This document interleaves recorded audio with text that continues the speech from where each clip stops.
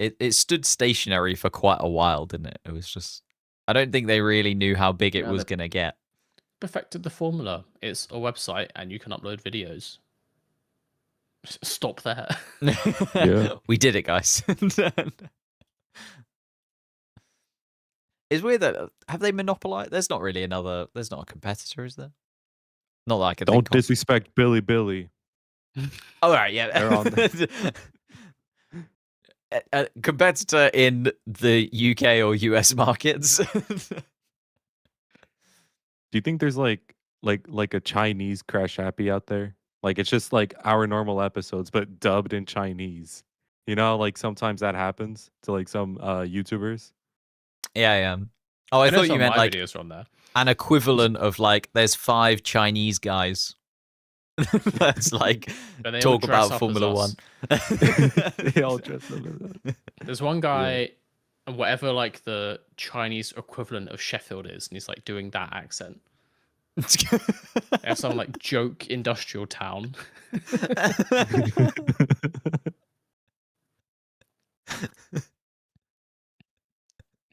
And then they have one guy who can't eat. I guess he's still. I was gonna say, I assume he's just still can't eat anything, much like you, James. Yeah. Just it's not like there's a Chinese version of gluten. That's still just gluten. That just exists. And then, to be honest, the Dan one would be just the same. Yeah. He's unintelligible currently, so. Well, Dan's mind is already Chinese, as we found out. So true. There's a Chinese man with an English mind. Is that the opposite? I don't. Hell yeah! It's gonna be like the Silverstone episode gets released, and then like it's just gonna be like Chinese characters, and then normal in English. Hell yeah!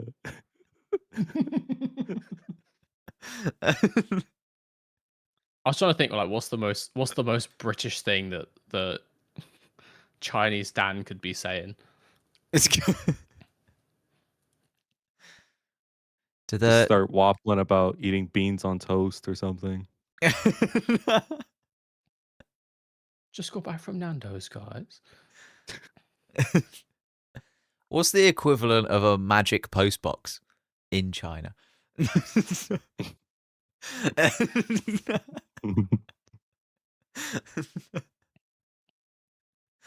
You're trying to ask about some big consequential event that happened in a town square somewhere in China in the 80s. Wasn't going quite that far. Wasn't going to lean into basically that. the same thing. Wasn't going to. Is there a post box there? I don't know. In China, do they deliver mail? I know they deliver a post box. Yeah, but there's a mail. not they questioning. Just shout real loud so the other person can hear. Not questioning their mail system. They still no, now we are, James. By bird. Yeah. Have they ever heard of an envelope? These are the questions we need to ask. They just deliver. Yeah, it's everything by bird. Still, they just do everything by bird. Everyone has their own bird. We should go back to that. And they just so much fucking cooler. Is it? Because now what you get like trying to corral a bird. Get some guy in his Asics walking up to your front door, and it's like just hanging out and like ringing the doorbell and peering through the windows trying to see if anyone's in. You don't get that shit with a bird. The bird like majestically flies down. He doesn't give a shit. Just drops off the letter and he pisses off again. Your dogs aren't gonna like bark at him and like annoy the whole household.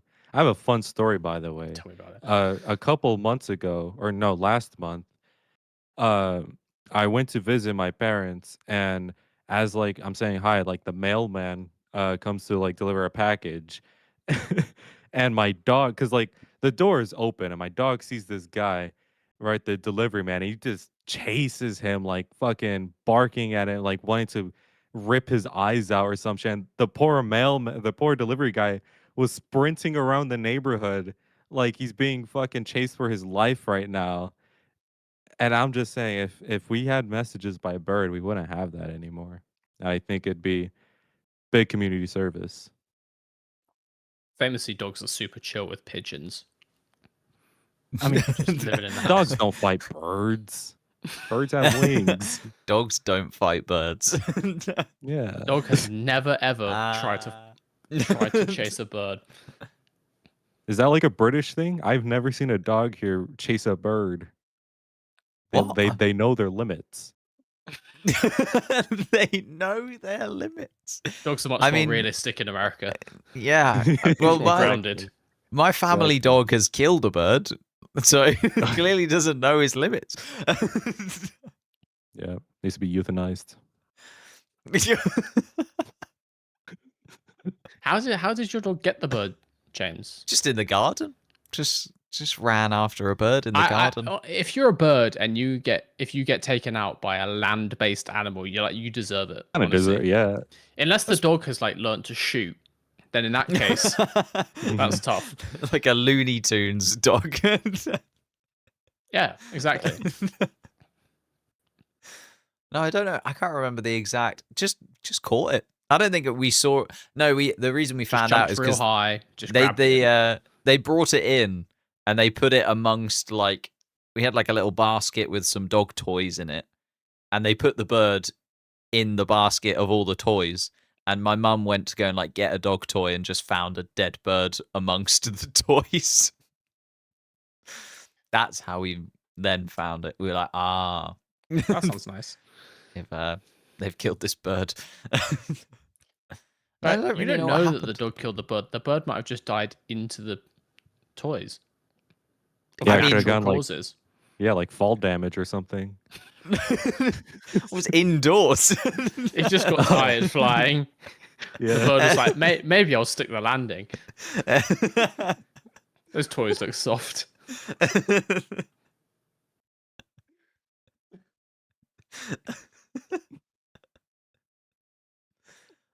I like how we're talking and the whole time there's a thing going on about Dan and meth. Yeah, people just saying please don't give Dan meth, and I'm just like, we'll leave the chat to do its thing. Yeah, I got rid of the chat a little while ago, so it's not relevant. It's a wild west out there. We're talking about, yeah. They entertain themselves we need to make oat for an hour and a half. Look, oat drink it's a great drink. It's a good drink. So the consistency is your favorite thing about it, is it not? I can't remember. I said something about it. Yeah, you said white and goopy, yum yum, my favorite. Yeah. That was it. Those are my exact I'm not words. applicable, James, and I approve this message. That's what you said. Yeah. So pouring it in your ass or something. Whoa, hang on. I'm not misremembering. I vividly we come back remember full that. circle. Yeah. We did it, guys. Believe it or not, that's part of the JOI. Oh dear. I did have more quiz questions, but I think we're beyond that now. Well, you should have mentioned it. I've always got quiz questions. I've always. The start is delayed. Oh yeah, the start is delayed. Yeah, but I think we've also delayed. We've ended the streams. It's nearly 22. Okay. I've got 2 tenables around Japan and the Japanese Grand Prix. Would you like one about constructors, or would you like one about drivers? If you're gonna make these into shorts, can I take the? Fuck it, I'll just leave them on. It's fine. I mean, yes, it will be made into a short, as Mr. Pulse pointed out during the Chinese Grand Prix live stream, and then I just left that in because he literally at one point went "I'm gonna say it again for the short." No, I told him to do that. Did you? I can't remember. I was like, "Well, I'm just leaving that in because that's brilliant." My producer brain to get those clean lines. Just gotta say to Pulse. James, no more waffle, more tenable. Which one do you want? Constructor or Do your job, drivers? short boy. Do them both. Do them both. Okay. Say the quiz man. Okay. Can you name for me the 10 constructors who have won the Japanese Grand Prix more than once? There's only 10. There's only 10. Okay. Ferrari. Ferrari is correct. Do we get like lives? You got 3 lives. You give me 3 lives. That's the standard format. McLaren. McLaren are number 1 on the list. They've won it 9 times. Red Bull.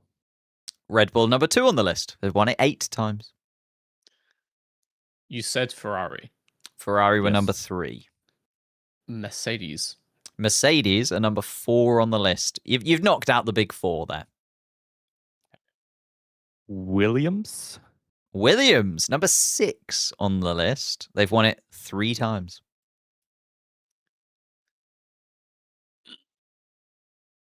I think Benetton. Benetton are the number 5 on the list. They've won it 3 times. Same as Williams, but they did it first. So we have 1, 2. You've got 3. all of the top 6. Okay. 7, 8, 9, 10. Are we working together or against each other?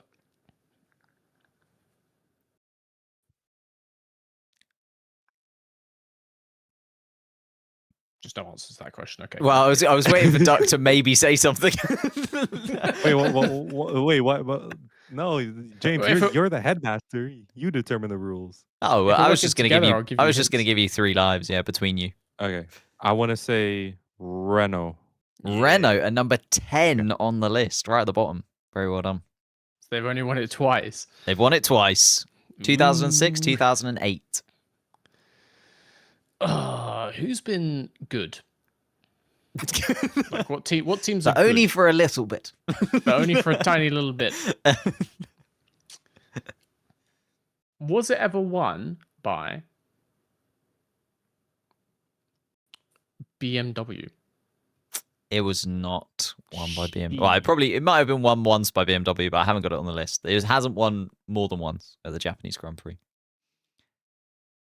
For reference, when was the first Japanese Grand Prix, in case you know?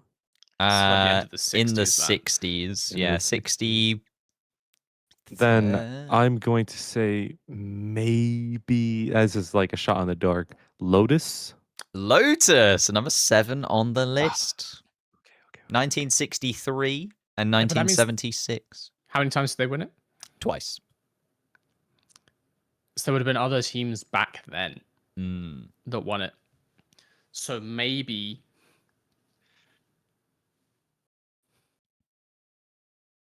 this is a nasty question, James. These are the nasty 2. These are the nasty 2.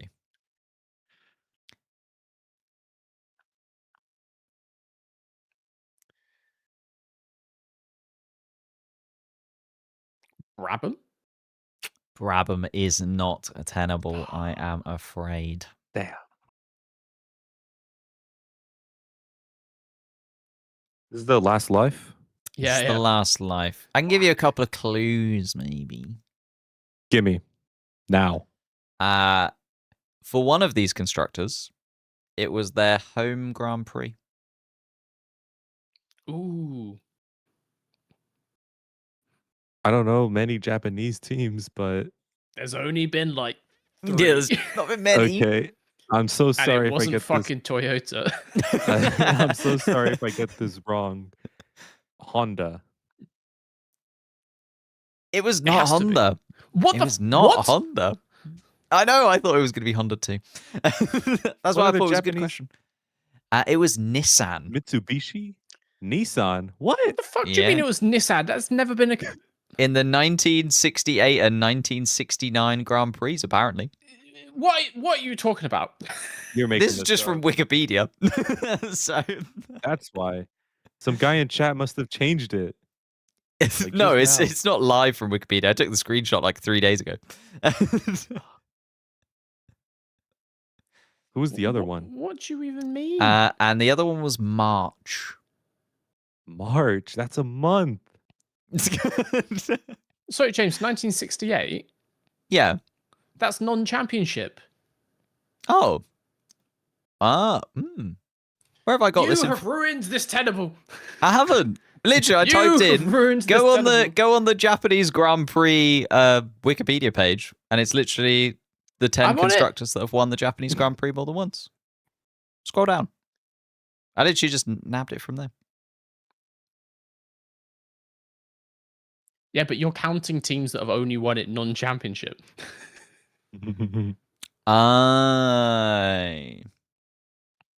Is the final one March by any chance? Yeah, I didn't think about that. I just looked at it and saw that it was 10. James. And so actually, when we were talking about earlier, 1976 with Mr. Hunt in the race, that actually was the first championship Japanese Grand Prix, which I didn't know. So. I thought so. Should have said it then. I did, and then you were like, nah. I said that as a fact.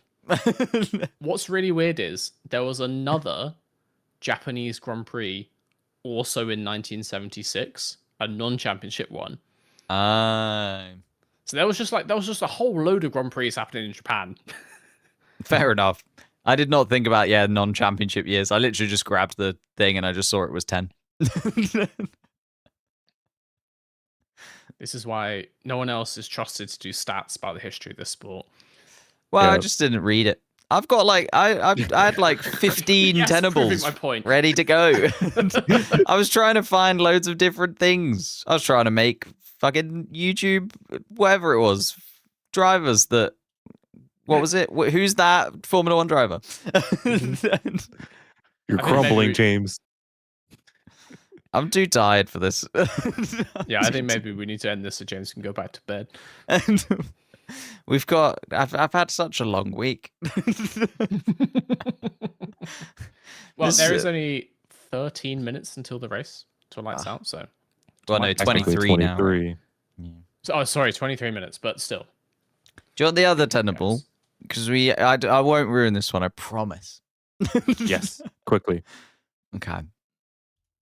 James, also, Dan wants to know on behalf of chat. He's trying to barter for one final super chat. Yeah. Which would be £30, and in exchange, God, you have to drink milk and eat bread. I mean, I don't have any milk or bread. That's kind of gonna shoot that one down, isn't it? I mean, yeah, I could, but I'd have to go to Tesco's. It'd have to be in Miami. You'd have to wait 5 weeks to see that. Yeah. You'd have to.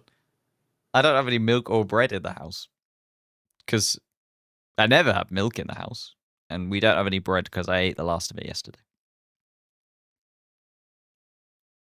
and I haven't gone to Tesco's. Tolerance reveal. Sorry. Oh, sorry. Yeah. Change is normal. My girlfriend ate the last of the bread yesterday because I obviously can't have it.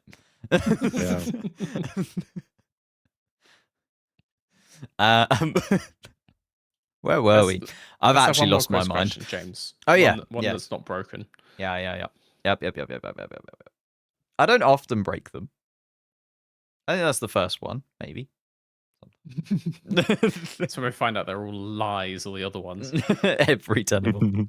Also, people in chat saying who doesn't have bread or milk. Who fucking does, honestly? I don't have We're not bread. living in the Middle Ages. I don't have milk. I have bread. I only have frozen bread. Because also, if you live on your own, a whole loaf of bread will just go moldy. Yeah, that's why I don't have bread. Yeah. How the fuck am I meant to eat a whole loaf of bread on my own in like 3 days? We're not peasants anymore. We got meals to eat. I like bread because it's a vessel to eat peanut butter. Yes. Or Nutella. No, bro. I need my nutty protein. Wonderful nut in your mouth. Exactly. I understand. Yeah. I just gobble them nuts. What's the question, James? I was just gonna let you keep going down that rabbit hole. Can you name for me the 10? No, hang on. Yep, of course it's 10. It's tenable. Can you name for me the last 10 different winners of the Japanese Grand Prix, not including 2026? Not including 2026. We're not allowed to reach into the future. Yeah. Well, obviously this short will come out in the future. Fair enough. But for people live, I had to say that because we are not in the future. Yes. Not yet. Who went first last time? I did. Okay. Can I please have Max Verstappen? Max Verstappen, number 1 on the list. The most recent new winner of the Japanese Grand Prix.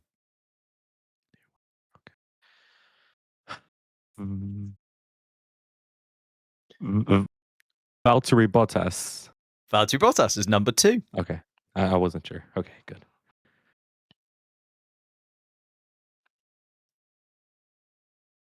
God, who won it before him?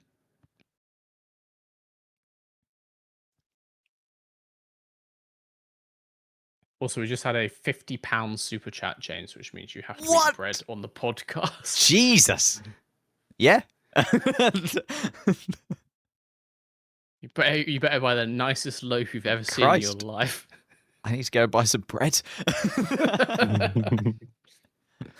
Can I have a... I can't... Just a Sebastian Vettel, please. Sebastian Vettel is number 4. Yeah, that's what I was thinking. Like, Can I have a Nico Rosberg? Nico Rosberg is number 3. 2016 Japanese Grand Prix winner.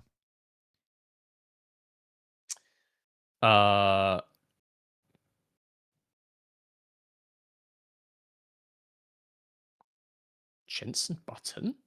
Jenson Button is number 5 on the list. Yeah. 2011. You've rattled off the top 5.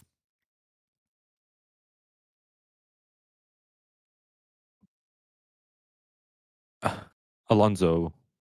Fernando Alonso is number 7 on the list. What year? 2006 and 2008. I think it might have been won by Lewis Hamilton. It's been won a couple of times by Lewis Hamilton. 2007, 2014, 2015, 2017, 2018. He's done well here. So that puts him number 6. Number 6. Filling in the board for you, James. We need number 8 before Alonso. Mm-hmm.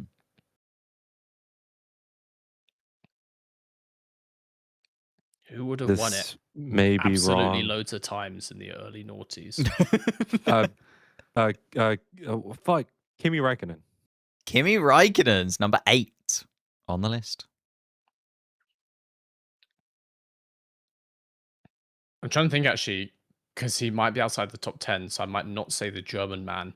Let's go. Yeah, I was thinking him. Mika Hakkinen.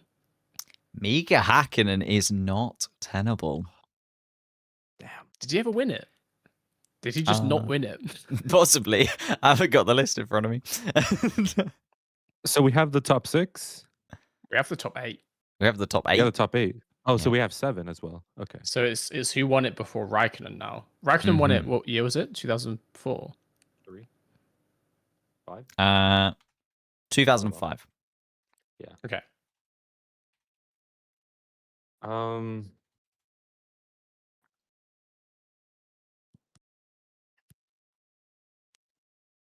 just seeing if Mika Hakkinen won it.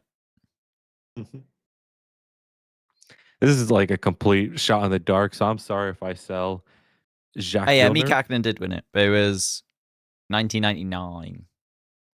So there's 2 people won it. 2 people won it. No, it means 2 people won it between 99 and 2005. Yeah, that you haven't got. So Mika Hakkinen would have been number 11 on the list. Montoya. And Pablo Montoya is not tenable.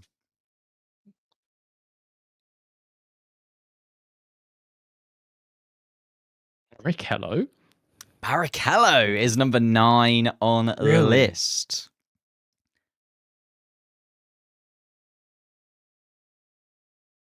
Oh, no, sorry.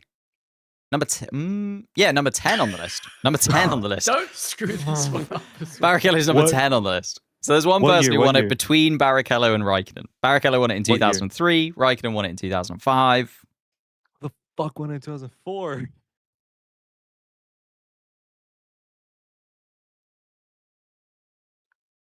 I feel like I know this, but I don't know it at the same time. You want to take my turn?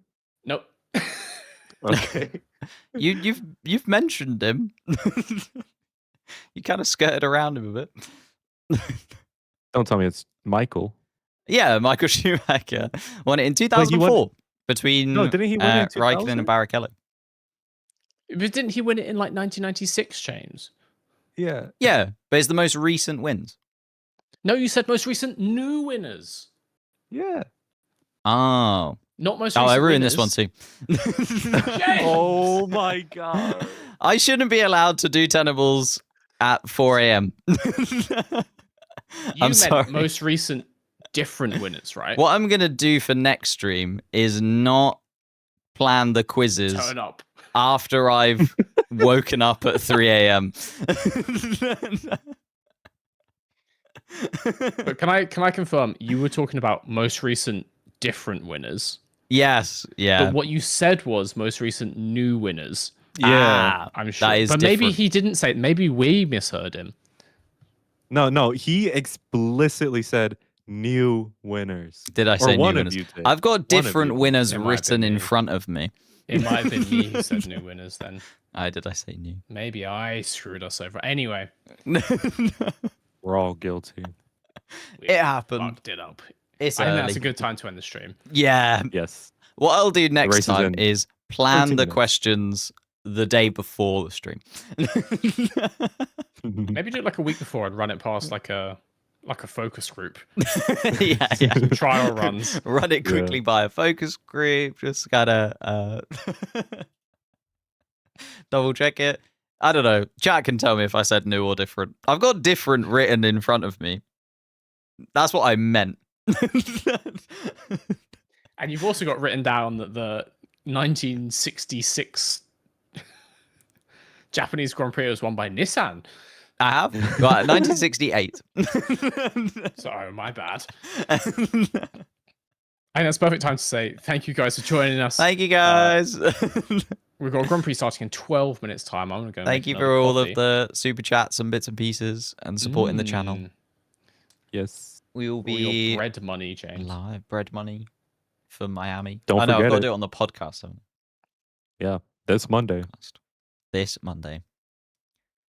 I can do that. We have got that bread, and now James will get that bread. And potentially get that indigestion. Will I? Hopefully not. Yeah, probably not because it's just a joke. We'll see. I can't. I do have bread fairly often, I think. Maybe. Having said that, I can't think of the last time I had bread. Oh, brother. I just don't. We don't buy bread. Does everyone It's about to have fuck bread up all his the own time? bread schedule in the same way he fucked up these quizzes. It's gonna buy like Yeah. hot dog buns instead.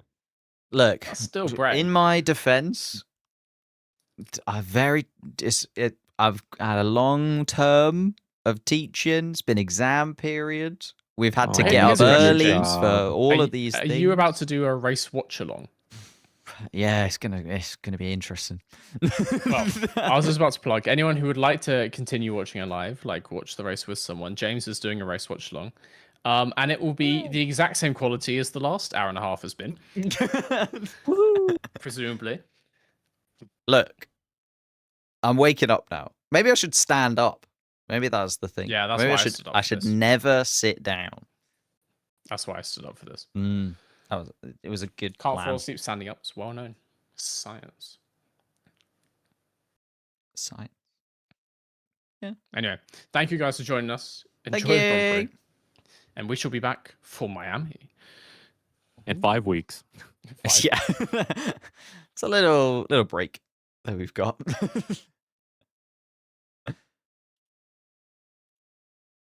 Oh, dear. Right, let me go live on my own channel. Beautiful. Yep.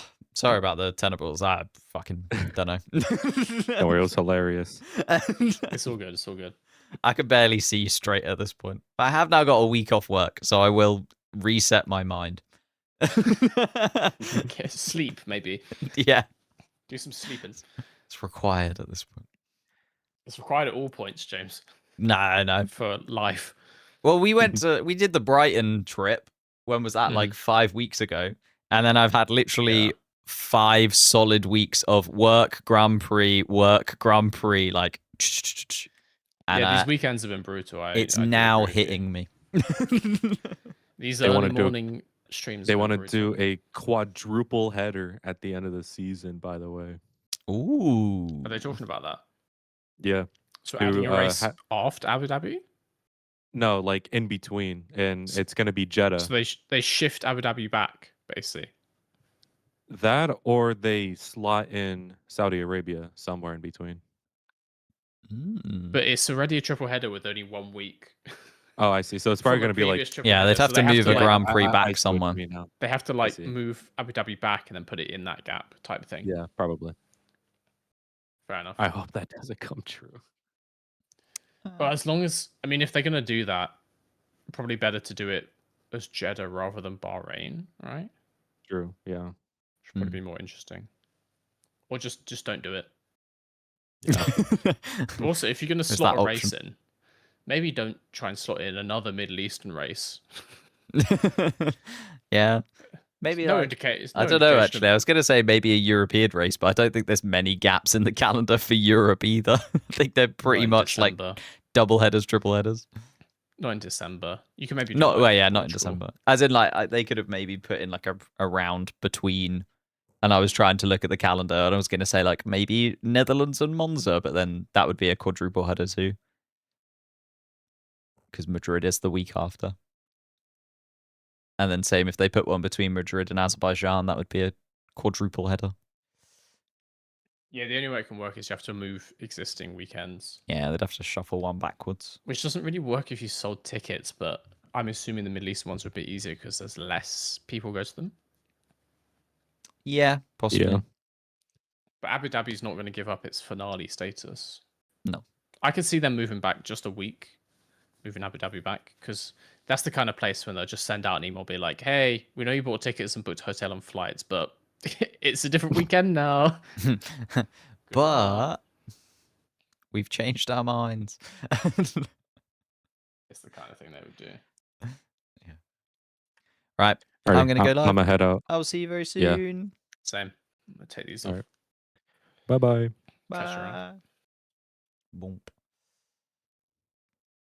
Hello, everybody on the Crash Happy. No, on the non-Crash Happy channel. God, my mind is actually mush at this point.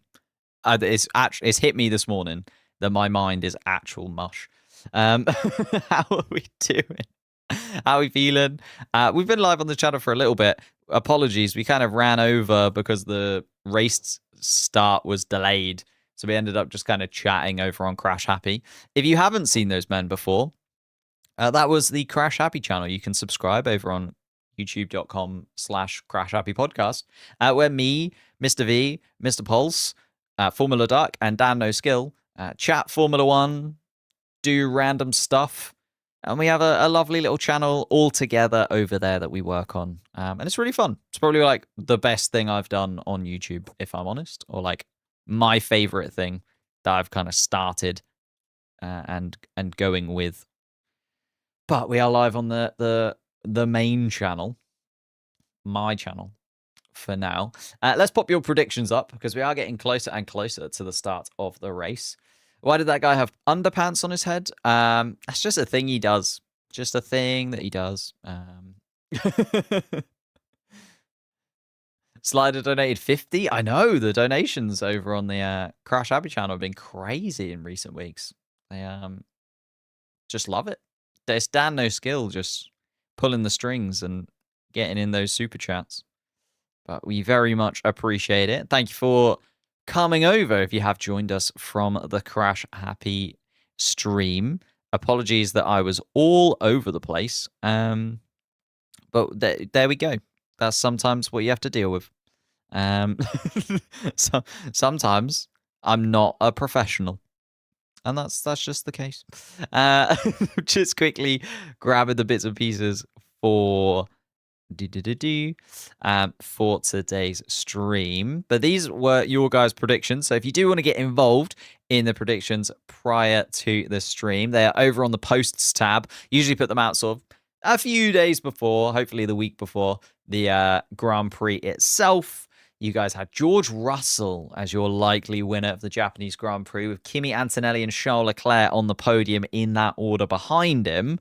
You thought that the good surprise would come from Max Verstappen. What is a surprise from Max Verstappen at this point? Like, he's a four-time world champion. Surely that has to be like a win or bust if you're Max Verstappen inside of the Red Bull. But he's starting P11, so not sure what he has to do from there to get that good surprise from you guys.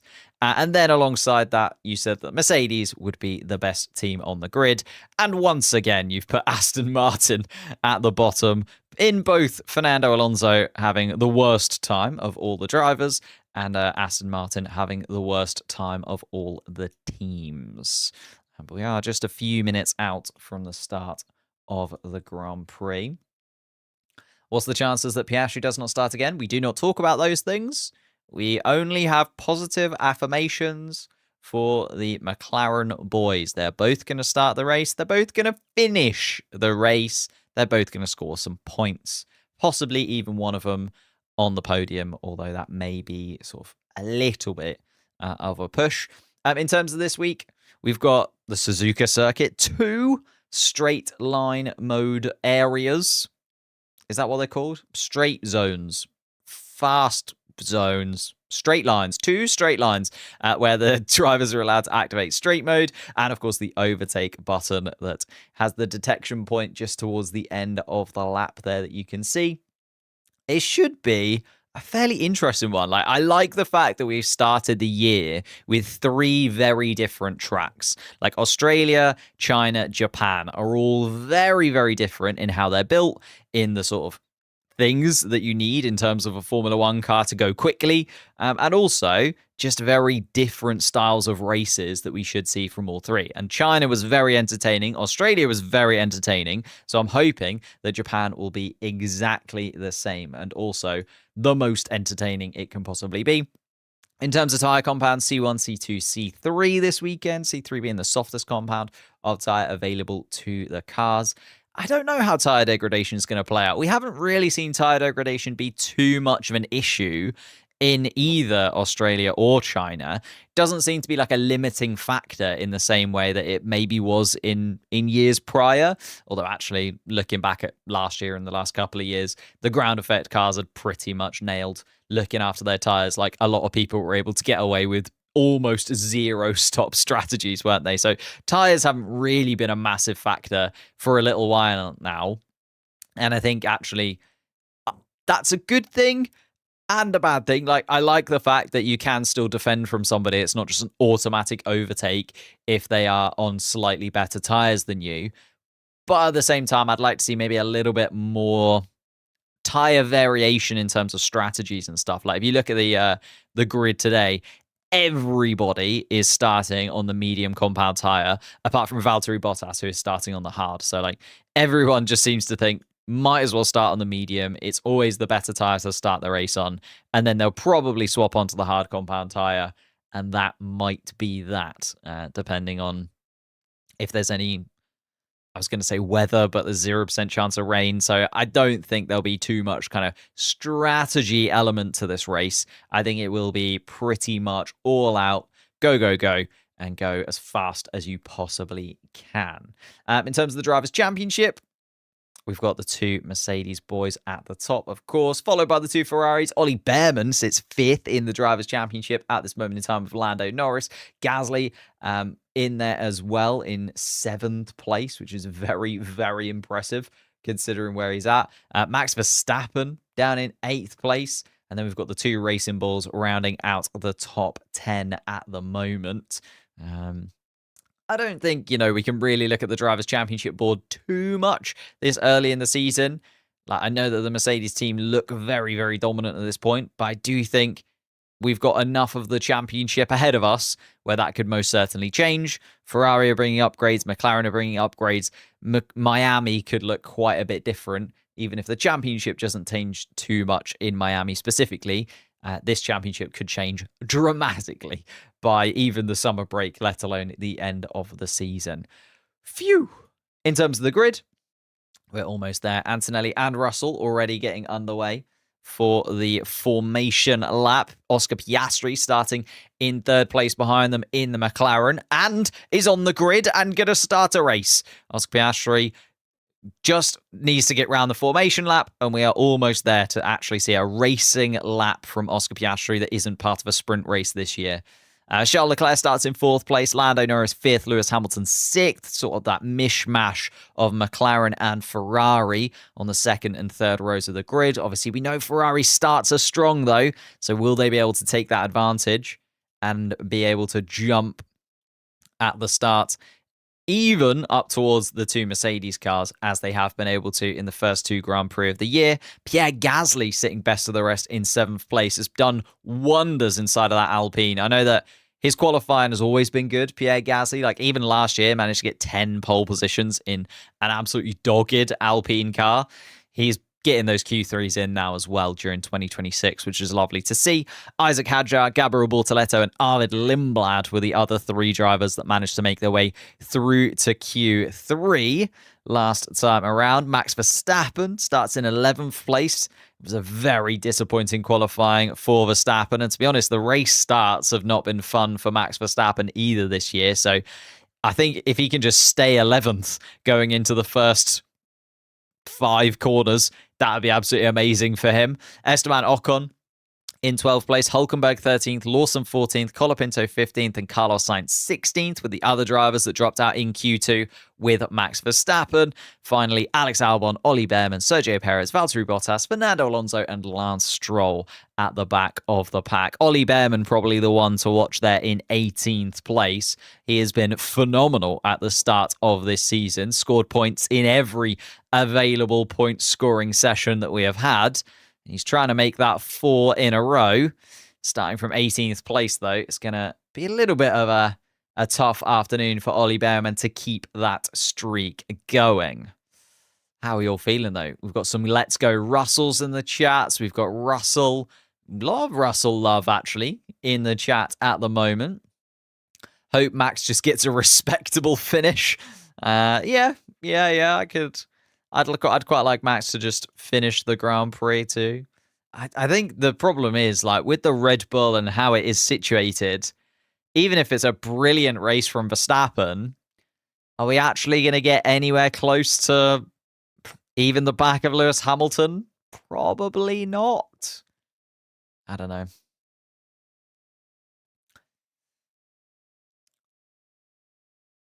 Super Mario Kart in Ferrari. Yeah, I know. Jack Black has been all around the Japanese Grand Prix. Isn't the new Mario movie coming out? Like, they're doing all the...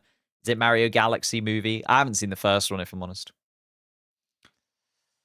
What are my thoughts on the super clipping on the straights? It's not amazing, don't get me wrong, but I think people are overblowing it pretty dramatically.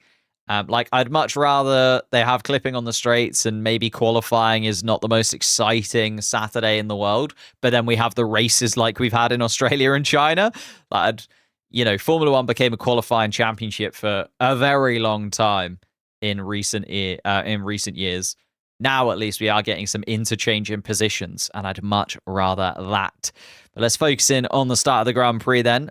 5 red lights are starting to illuminate. The green flag is waved, and we're going to be underway here in Suzuka for round 3 of the 2026 Formula One season. And here comes Kimi Antonelli, and he's under pressure straight away. It's a poor start from Kimi Antonelli. He's fallen back a good few places. Piastri and Leclerc have jumped in front of both of the Mercedes cars. And here comes Lando Norris around the outside of George Russell as well. It's going to be 3 cars overtaking George Russell into the first corner. Even though Russell's got in front of his teammate, he's then dropped down. So it's Piastri, Leclerc, and Norris, our top three. Russell, Hamilton, Antonelli, then behind in 4th, 5th, and 6th. Gasly has been able to hold on to 7th place. Hadjar in 8th. Lindblad in 9th. It's been a poor start from Gabriel Bortoleto, who's now down in 13th place after starting inside of the points. That means Verstappen is up a position into 10th. Ocon moves up. Lawson's up a couple of places. And Ollie Behrman is also up a couple of places into 16th place too. But Piastri now leads this Japanese Grand Prix. Charles Leclerc in 2nd place behind him.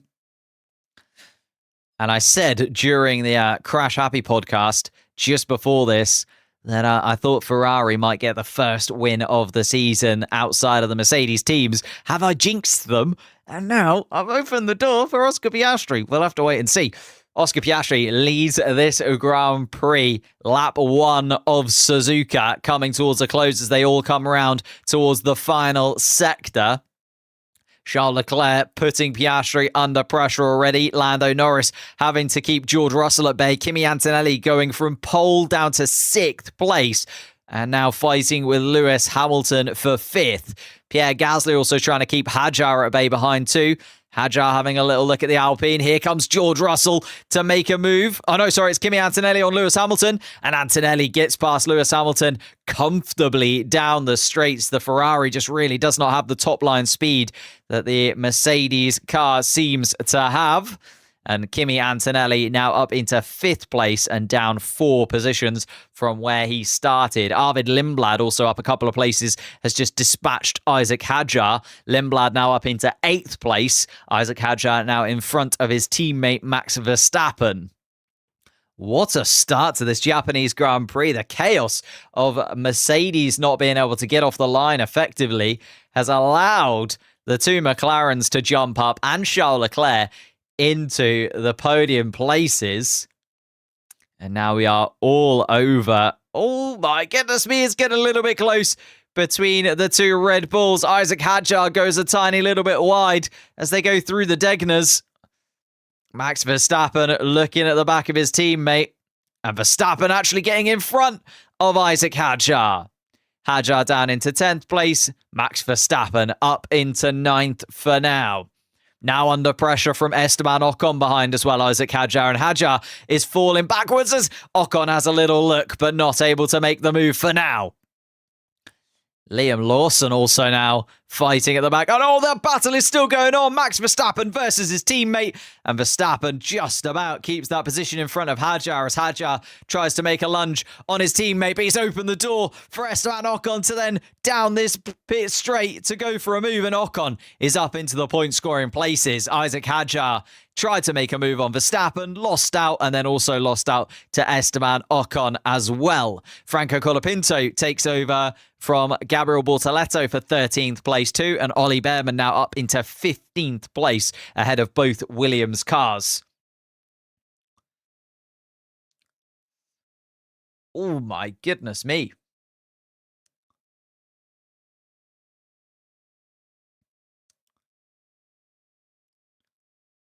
And Oscar Piastri leading this race then by 1.8 seconds.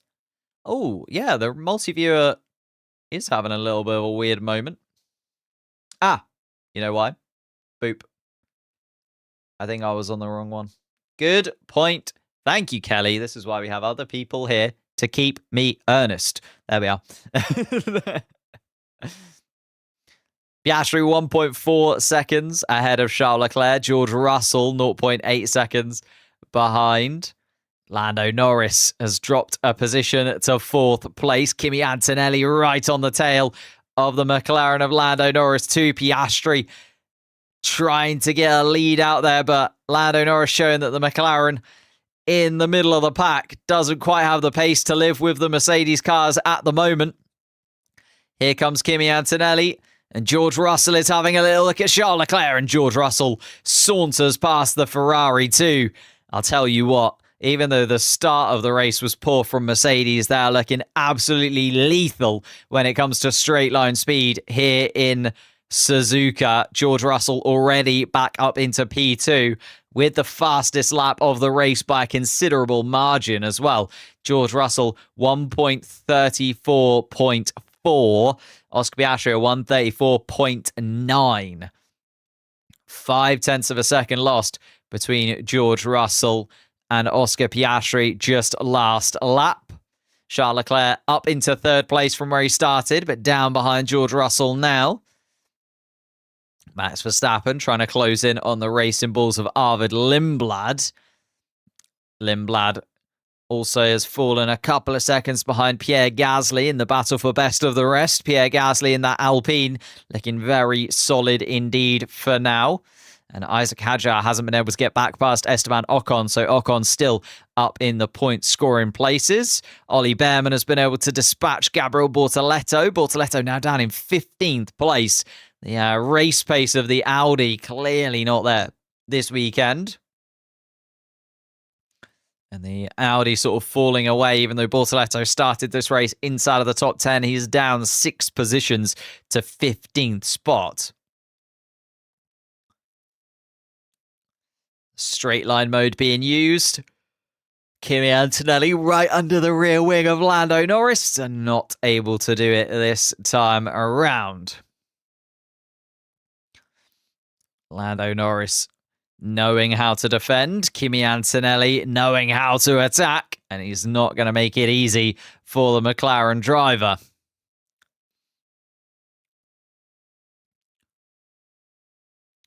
George has really gone for it, but is now 1.3 seconds behind Piastri. Doesn't have that overtake boost to lean upon, does George Russell at the moment. Charles Leclerc also 1.4 seconds adrift of Russell.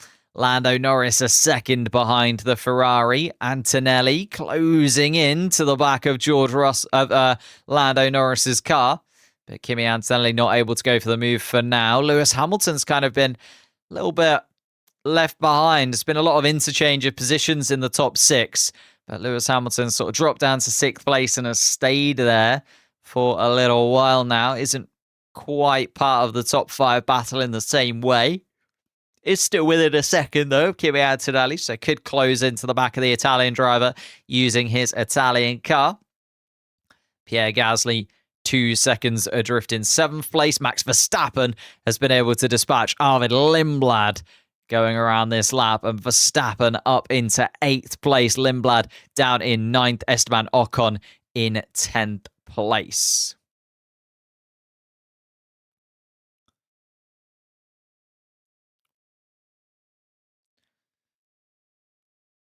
Lando Norris closing in to the back of the Ferrari in front of him as well, trying to keep himself within overtake boost.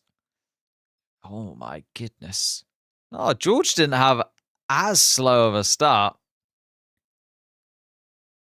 Just really good move from Lando Norris around the outside of turn 1, and George was just in the wrong spot.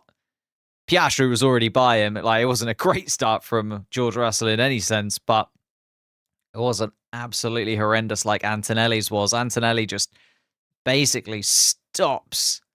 Oh, I think it's wheel spin, actually, because Antonelli gets away fairly quickly, starts moving, but then the wheels, oh, yeah, you can just see the smoke coming off the tires of Kimi Antonelli's car as he spins those wheels as the lights go out, and that's where, well, everybody behind Kimi Antonelli was able to get the jump on him. George Russell was ahead of his teammate straight away. Piastri gets an absolutely wonder of a launch.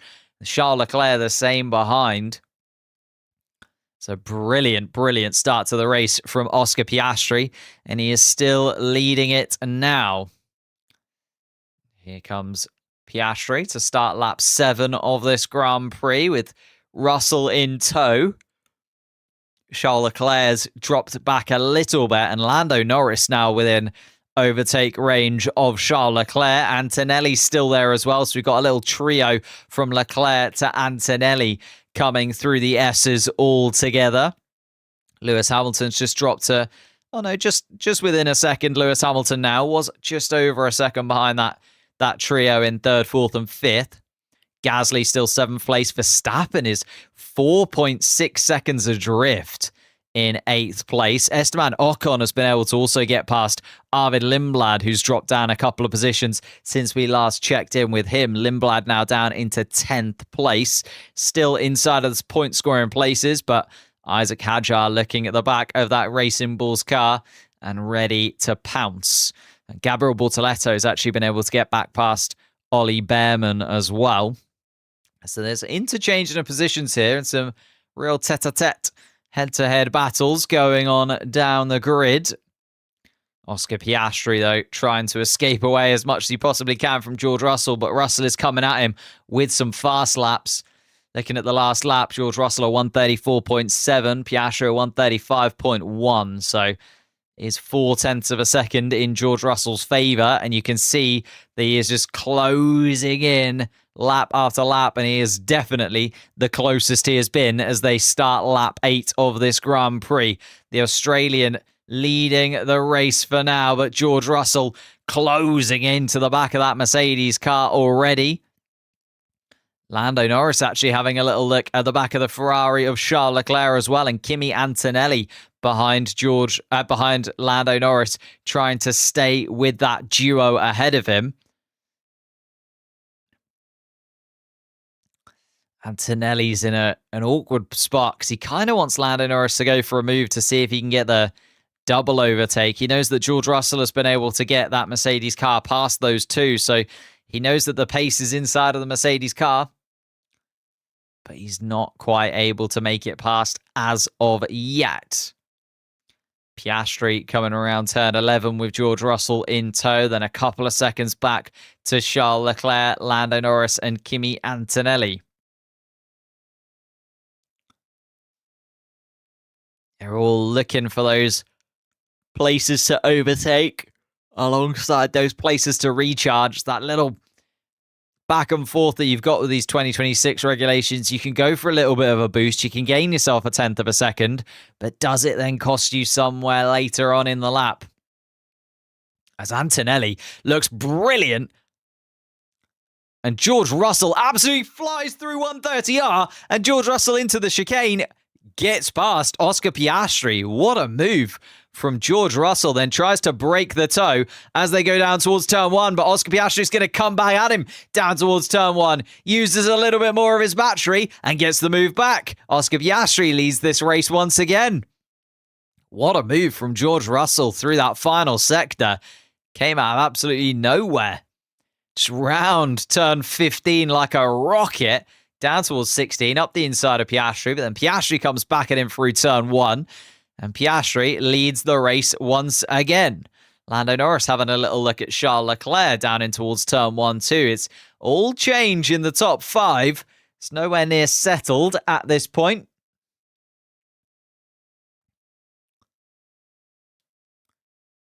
I think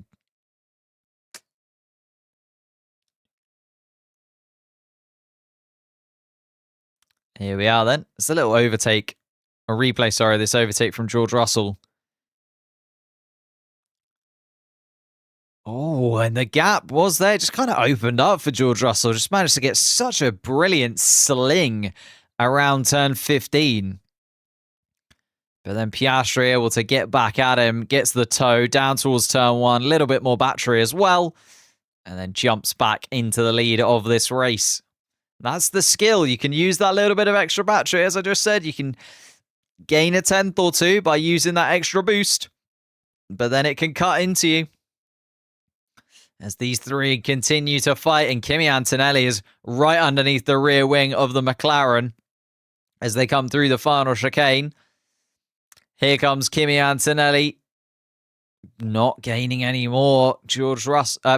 Kimi Antonelli not quite able to get past Lando Norris for now. Lando Norris is just getting that extra little bit of help from Charles Leclerc to defend. I mean, it's not helping him through this part of the track where they're having to run through these pretty tricky corners of Suzuka, but definitely being helped by Charles Leclerc when it comes to the straight line performance, because we know that Mercedes has been an absolute rocket in a straight line. You just have to look at the overtakes from George Russell at the beginning of this Grand Prix. Antonelli will have the straight line speed advantage.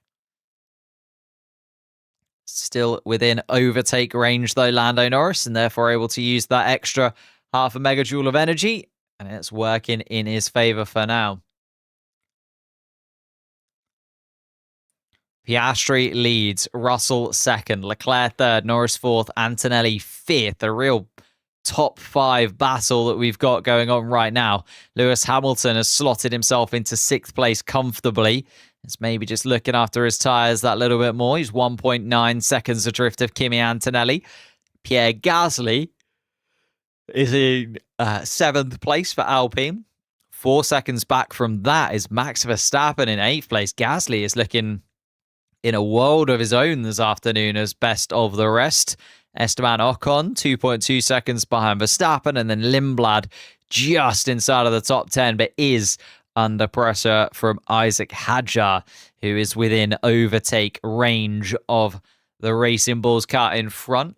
Lawson then also behind in 12th, Colapinto 13th, Bortoletto, Behrman, Sainz, Hulkenberg, Albon, Perez, Stroll, Alonso, and Bottas still running around. It's a poor race start from both of the Mercedes cars that has just really lit the fuse for this Grand Prix. Antonelli dropping all the way back. George Russell losing 3 positions as well. Russell's been able to get back past Norris and Leclerc, but Piastri feeling the most difficult to maneuver at the moment. George Russell now 0.8 of a second behind Piastri and has just fallen a touch back from where he was a couple of laps ago, where he did retake the lead of the Grand Prix, if only for a couple of corners.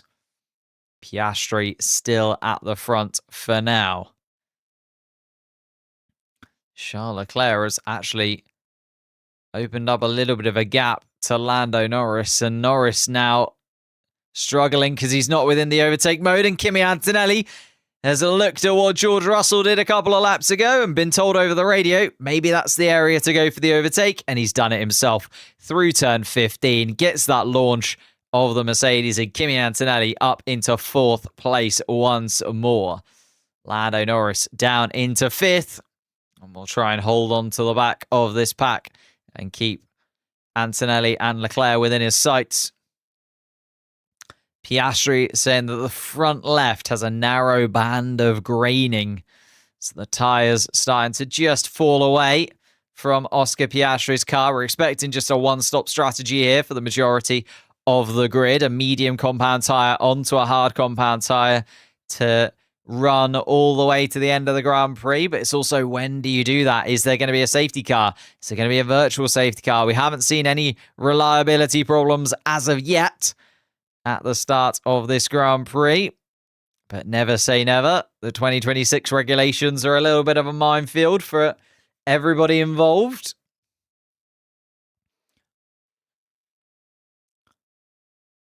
Isaac Hadjar closing into the back of Arvid Lindblad and having a little look at Arvid Lindblad, but not able to make the move for now. A real battle between those two as they go around turn 11 now then, and Hadjar just has to slot in behind Lindblad for the moment, but he's going to follow him very closely through turn 12 and 13.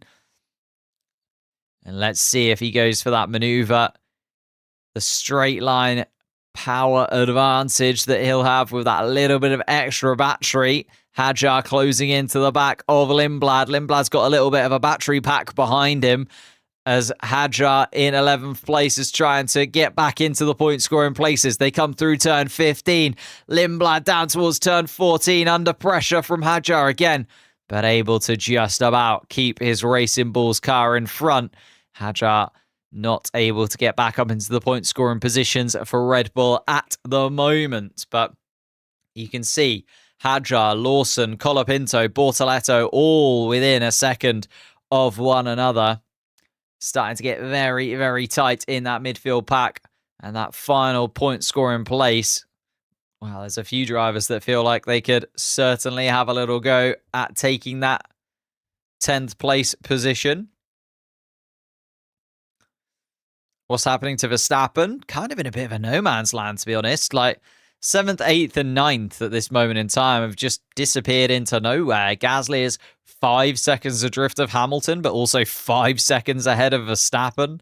Verstappen the same, 5 seconds adrift of Gasly, but 5 seconds ahead of Ocon. So not really too much happening.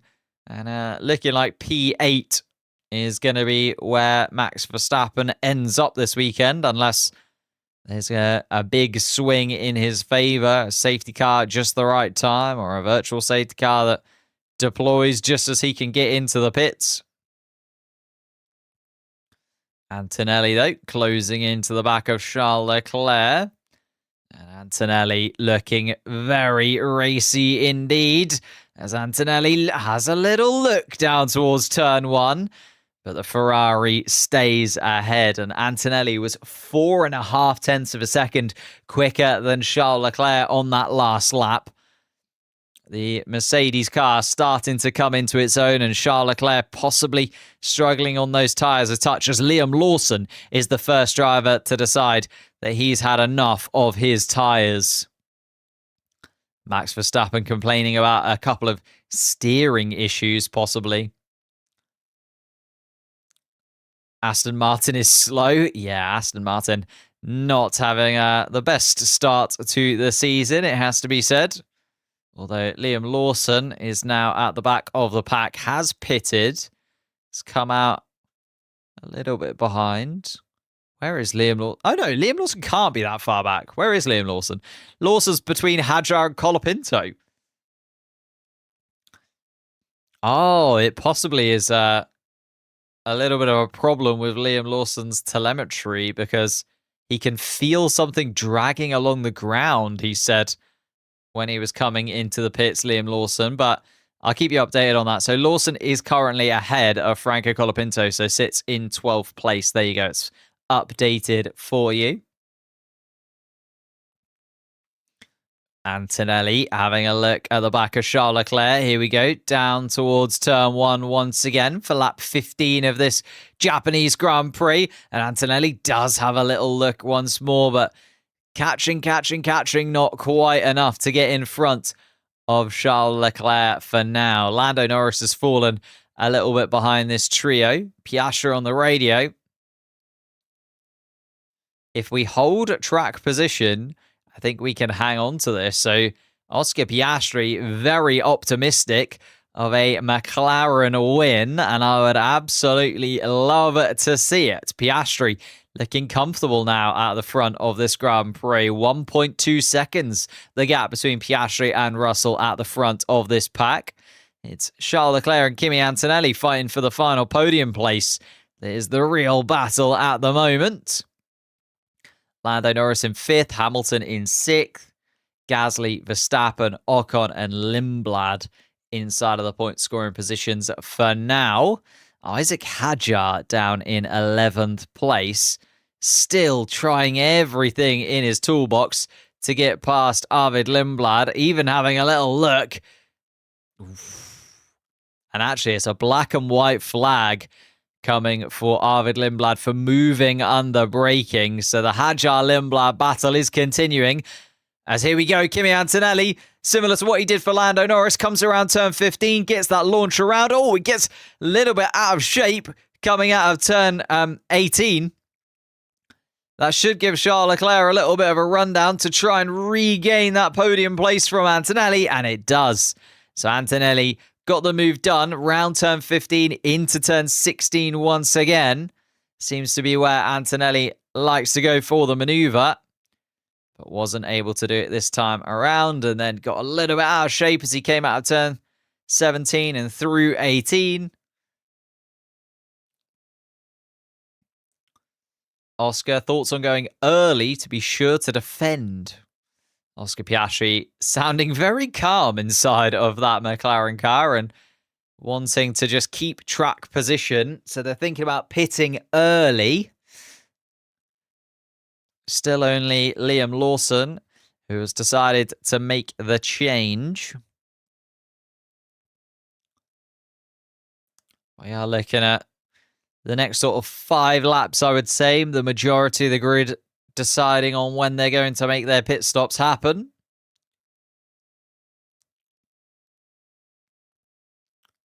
Isaac Hadjar once again looking at the back of Lindblad, coming through turn 11. And just not able to get that close this time around. It's been a little bit awkward in the midfield, hasn't it? Gasly, Verstappen, Ocon, and Lindblad are kind of all miles away from one another. And the pit crew are coming out. Is it Oscar Piastri? No. Is it Lando Norris? Yes. Lando Norris making a pit stop early then for the McLaren team. Lando Norris running in 5th, comes into the pits as Kimi Antonelli has another look at Charles Leclerc into turn 1 again. Can't do it this time around. Can Lando Norris come out in a nice little bit of clean air? It's a little bit of a slow stop from Oscar Piastri, from Lando Norris, a 2.5 second pit stop. Means he's going to come out ahead of Arvid Lindblad, but behind Esteban Ocon. And he's going to have a couple of seconds of track to run into with Esteban Ocon just ahead of him. Ollie Behrman has also pitted for the Haas team too. So Behrman deciding to get the stop done early. It's a very slow stop from Ollie Behrman. 4.3 second stop for the Haas team there.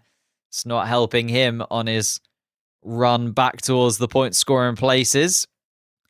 Comes out of the pits down in 19th place, Ollie Behrman. So Behrman's pitted. Lawson's pitted. Oh, no, wait. Did Lawson pit? That's why we saw Lawson pit. Or was it just his telemetry was so wrong that he didn't actually even pit? Lando Norris then was actually the first driver to come in. Yeah, I don't think Lawson did pit. Now I'm looking at it.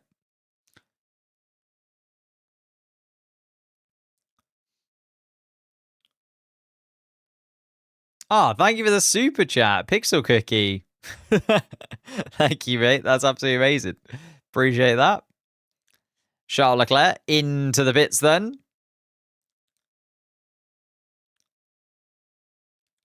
And Charles Leclerc maybe just trying to cover off Lando Norris more so than thinking about Kimi Antonelli ahead.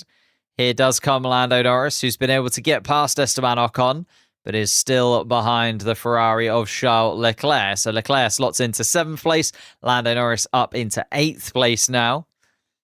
And Esteban Ocon in 9th. Lindblad in 10th. Franco Colapinto now pits for Alpine as well. So we are starting to see the pit stops coming at us thick and fast. And I think Lando Norris now has to try something else to get past Charles Leclerc. Wasn't able to get the overcut there.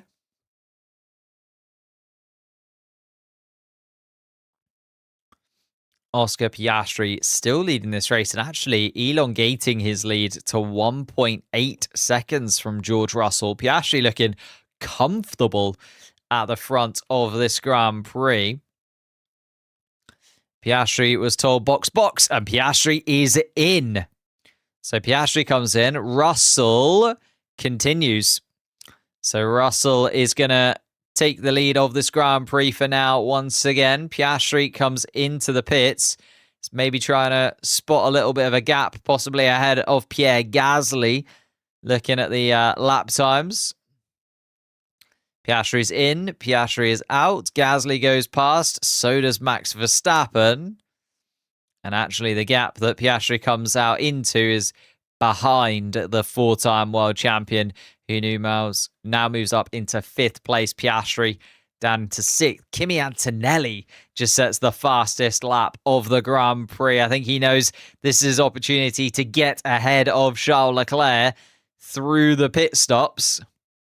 Arvid Lindblad pits from inside of the point scoring places, finally releasing Isaac Hadjar in this race.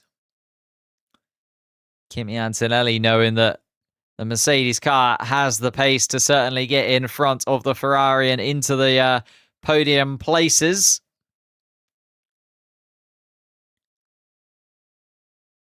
Maybe the overcut is the way forward for Kimi Antonelli, going very long in comparison to Leclerc and Norris, who he was fighting with a couple of laps ago. Russell and Antonelli lead this race and continue on. Neither makes their pit stop this time around either. Going for another couple of laps. And Antonelli sets a very quick lap once again. In fact, Kimi Antonelli is closing into the back of George Russell pretty substantially over the last few laps. It's now 2.4 seconds adrift of his teammate. Maybe just taking the final life out of those medium compound tyres that George Russell might have already used earlier on in this Grand Prix to gain track position. It's gained 1.5 seconds in 2 laps. Goodness me. George Russell thinking he's going to lose a lot of race time for extending this stint. So, wants to come in, does George Russell, but the Mercedes team trying to talk him out of it. Ocon pits, Hadjar pits too. And Antonelli is absolutely flying inside of that Mercedes car. Hadjar, actually, I think is going to come out in front of Lindblad here, and does come out in front of Lindblad. So Hadjar has finally been able to get in front of Arvid Lindblad and did it through the pit stops. Oscar Piastri now underneath the rear wing of Max Verstappen. I think Piastri was probably hoping that Verstappen would have pitted by now, but Piastri has caught up to the back of the Red Bull. We'll get the overtake advantage, at least. And we'll gain on Max Verstappen as they come through 130R. Max Verstappen peels to the inside line and covers off Oscar Piastri. Piastri goes through the final chicane, still behind the Red Bull of Max Verstappen. Let's see what kind of straight line speed this McLaren has got. They both go into straight mode. Piastri moves to the left-hand side of the track from the way that we're seeing it. And Piastri gets that move done on Max Verstappen fairly comfortably. Piastri then in 5th place. Verstappen down into 6th. George Russell continues on once more. Still, neither of the Mercedes cars coming into pit, despite George Russell saying on the radio that he thinks extending this stint will cost him too much race time. Antonelli has caught another couple of tenths of a second on his teammate, now within 2 seconds of George Russell, who is leading this race. And Lando Norris just sets the fastest lap of anybody, a 133.771. Compare that to George Russell's last lap, a 134.5. We are starting to see the lap times tumble for those guys that have pitted already. The fresher tyres starting to play into their favour. And George Russell finally gets the box call. So George Russell coming around the final couple of corners and into the pit lane before turn 18. Kimi Antonelli then from pole position now leads the race once again. It's been a long 22 laps for Kimi Antonelli. Unfortunately, it hasn't been the easiest considering that incredible pole position lap that he managed to put in yesterday to grab the fastest lap on Saturday. Where's George Russell going to come out? There is Oscar Piastri, but crucially, there is Max Verstappen, and Verstappen is behind George Russell, and that just saves him a little bit of time, as there's now a yellow flag in that final sector. Oh, and it's Ollie Behrman. Ollie Behrman's gone into the barriers in the final sector, and I feel like that's going to be maybe a safety car, possibly. Yeah, safety car deployed. Kimi Antonelli rubbing his hands together. What's the gap between Antonelli and Piastri? It was about 18 seconds as the safety car was deployed. So Antonelli can now pit this lap. That's very unlucky for George Russell, though, who pitted just a moment ago. And the guys that have extended, so Antonelli, Hamilton, Gasly, will be looking at this fairly happily. Verstappen as well hasn't pitted yet. Lawson, Bortoletto, Hulkenberg, Sainz, Albon have all yet to pit in this race, and safety car has been deployed. And George Russell on the radio just says the words unbelievable. And yeah, you can understand that George Russell's a little bit unlucky there. He's literally pitted, and moments later, the safety car has come out. Antonelli does peel into the pits. Hamilton is getting the box call as well. And that's completely changed who is leading this race and where we are positioned, as we now see Bottas, Gasly, and Piastri only just making it to turn 16. Kimi Antonelli is in. Kimi Antonelli's tyres are swapped, and Kimi Antonelli is making his way back out down the pit lane. Pierre Gasly does come into the pits then.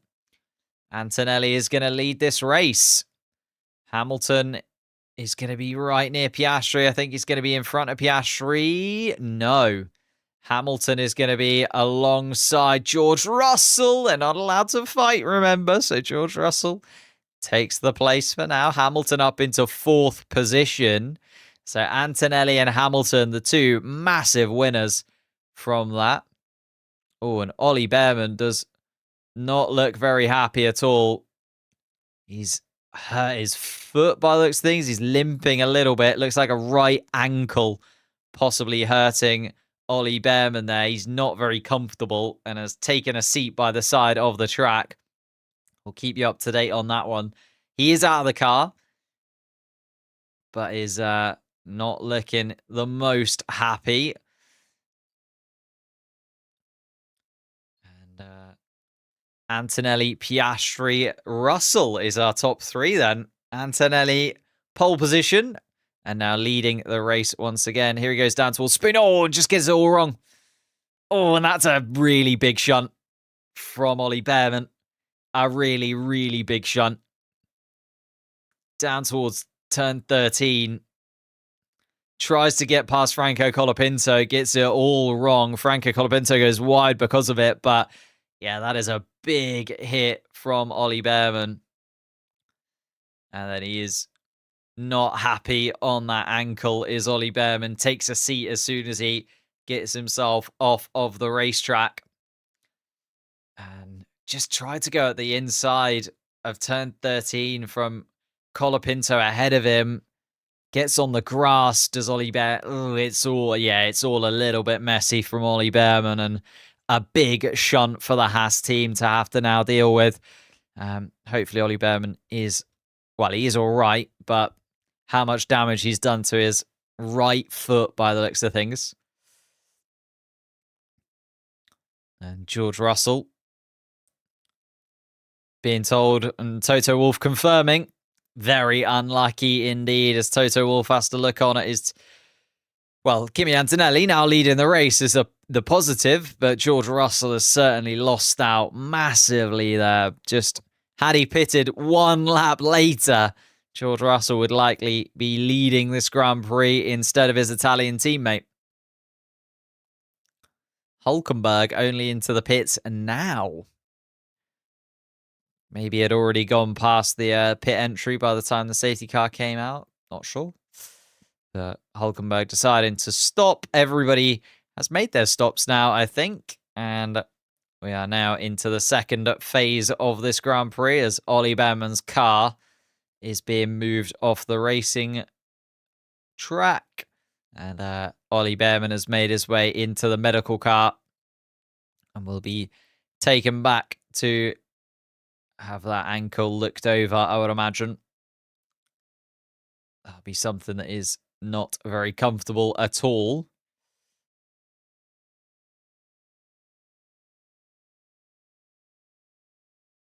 Oh, thank you for all the new subscribers, by the way. It's just kind of reloaded that whilst I was there. Lots of new subscribers to the channel. Massively appreciate it. If you could leave a like on the stream as well, that'd be absolutely amazing. It really does help out the channel. We've got 143 likes at the moment. I reckon we can do better than that. I reckon we can get that like total up, up, up, and away from 143. Thank you for joining us on the short stream on the Twitch as well. Massively appreciate it. In fact, I think we've got like a fairly decent chunk of people watching on Twitch. In fact, if you're watching on YouTube, just because Twitch is so awkward to try and grow on, if you could just have both open, if you're watching on YouTube, open up another tab, have Twitch open on there as well. You can mute the tab, that's fine. But just both of those running at the same time helps out the channel massively. Leave likes, subscribes, all that good stuff. Follow over on Twitch. Do the business whilst we're waiting for this safety car to come back in. Follow Crash Happy. What other things can I plug? Oh, actually, I can plug something. I'm doing another video where I need your guys' opinions. Actually, the first link in the description down below on the YouTube channel is a link to a survey where all you have to do is you're given 4 drivers and you just have to rank them in terms of who you like the most and who you like the least. So there's 4 drivers. And you just have to say which one you like the most, which one you like the least. It does a few iterations of that, so you get shown a few of the drivers each time. And all you have to do is put your favorite at the top, least favorite of the 4 at the bottom. And that would really help me out as well. YouTube stream is more delayed. That's also true if you're over on Twitch. YouTube has a natural delay. So if you're on Twitch, you're more live, technically. Oh. That shunt again from Ollie Behrman is just not a nice one to watch. Ugh.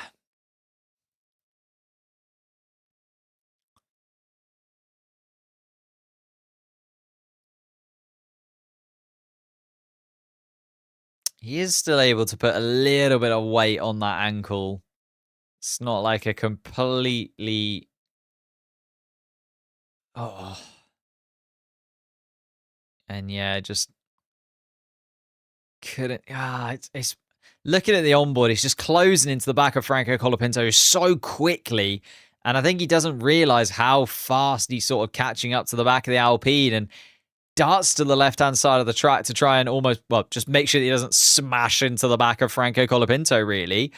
But maybe it would have been better off hitting the back of Franco Colapinto, to be honest. Like, he's ended up causing himself quite a bit of damage, taking the full brunt of the wall as he goes through turn 13 and straight into the barriers at turn 14 down at Spoon. Ouch. Ouch, ouch, ouch, ouch, ouch.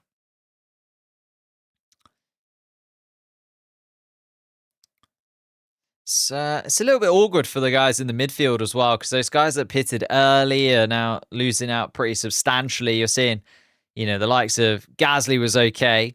He was sort of in a world of his own anyway. He's still in 7th place, but Verstappen up into 8th. Kind of where he was. Lawson, though, has gained pretty well. He's up into 9th place. Bortoleto up into 10th place. Arvid Lindblad, who was fighting for his life for those point-scoring places, now all the way down in 14th. So it's a real swap around in terms of those final couple of point-scoring places, for now at least. Pierre Gasly looking in a world of his own, though, in 7th place at the moment. Just by far and away best of the rest in the midfield so far as we come towards the middle of this Grand Prix. We're going to get back underway as soon as the debris is swept away from the track. The safety car is now letting those lapped cars back past as Valtteri Bottas comes back onto the leading lap.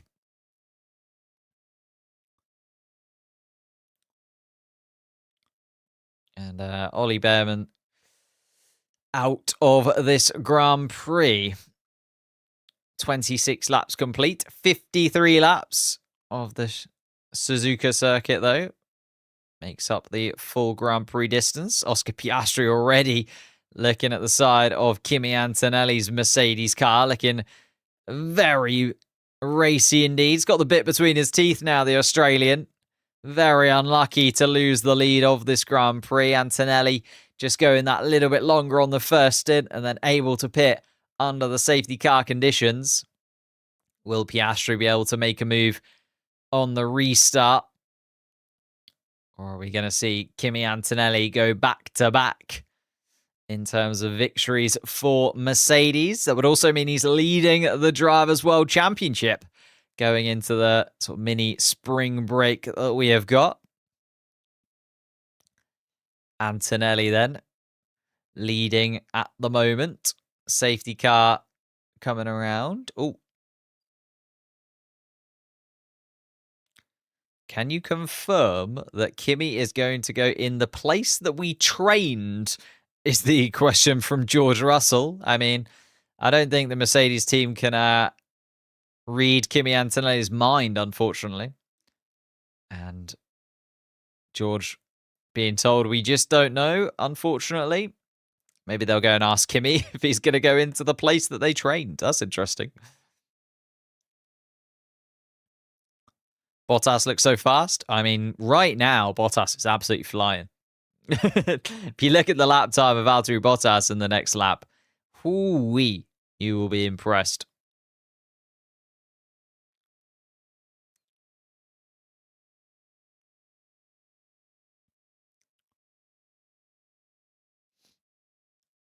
I think George Russell just hoping that Kimi Antonelli will follow the orders, and therefore George Russell will have a little bit of a jump on Oscar Piastri, because Piastri obviously won't know where the Mercedes drivers have trained to launch from. But of course, Antonelli doesn't have to go by what his team have trained him to do. The safety car is ending this lap, and we will see if Kimi Antonelli decides to go for where the team trained him to run, or if he decides to go and freestyle it a little bit inside of that Mercedes car.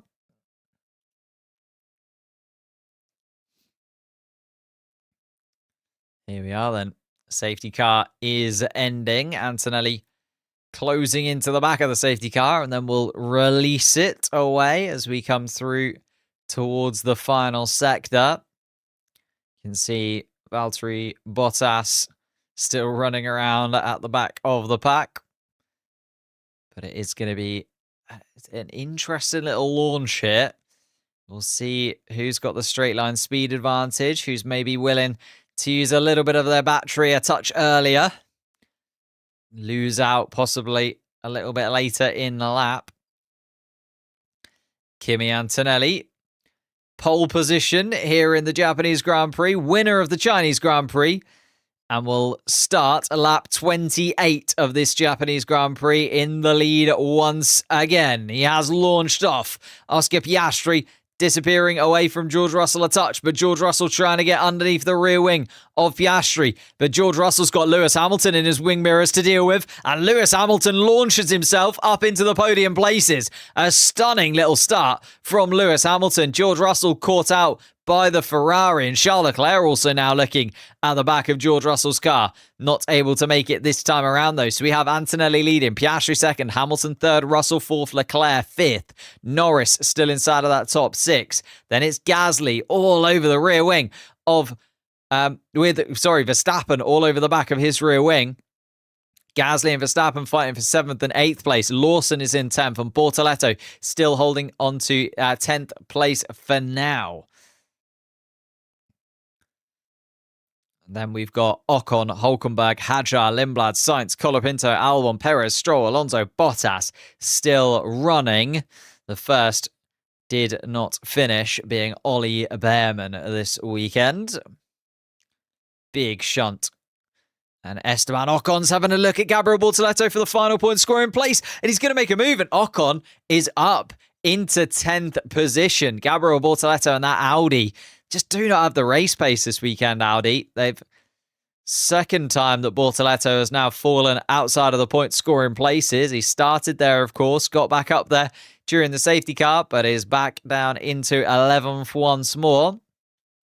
As we now watch the leaders coming around the final couple of corners once again. Kimi Antonelli leads going into lap 29 of this Grand Prix. Seeing the straight line mode being used by Lewis Hamilton as he now closes in on Piastri. And Piastri's under pressure from Hamilton. Hamilton has come to life on these hard compound tyres. Antonelli sets the fastest lap of the Grand Prix so far by anybody. It's a 1:33.649. Piastri 1.6 seconds behind. Hamilton 2.2. Russell 3 seconds, Leclerc 3.9 seconds. So the entire top 5 within 4 seconds of our race leader.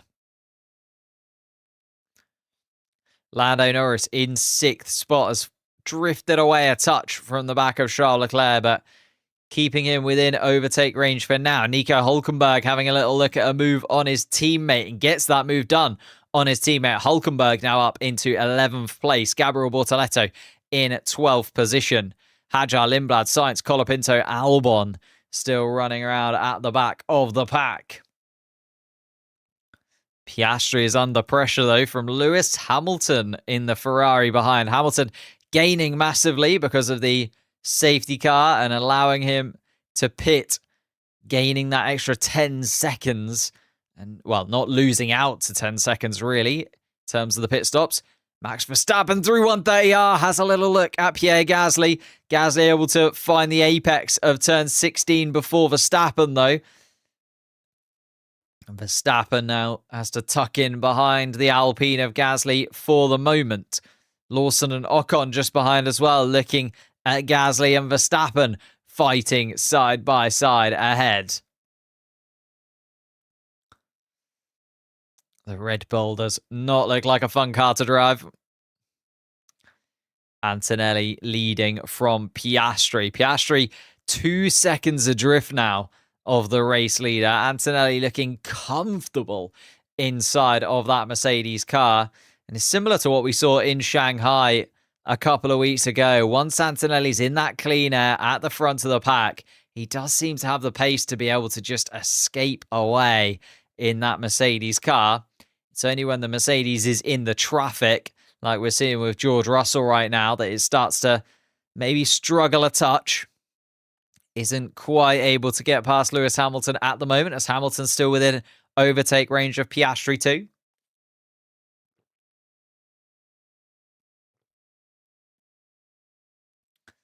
So I think a Piastri win is plausible. Antonelli's looking really good right now. The car ahead keeps going off at turn 9 and turn 14. So Hamilton complaining that possibly some untoward track limits happening for Oscar Piastri. In terms of track limits so far today, we haven't seen many pop up, to be fair. We've had Perez, Stroll and Behrman all with a track limits infringement. And investigations has also been pretty quiet, although Colapinto and Behrman now getting the first investigation from the stewards of the afternoon.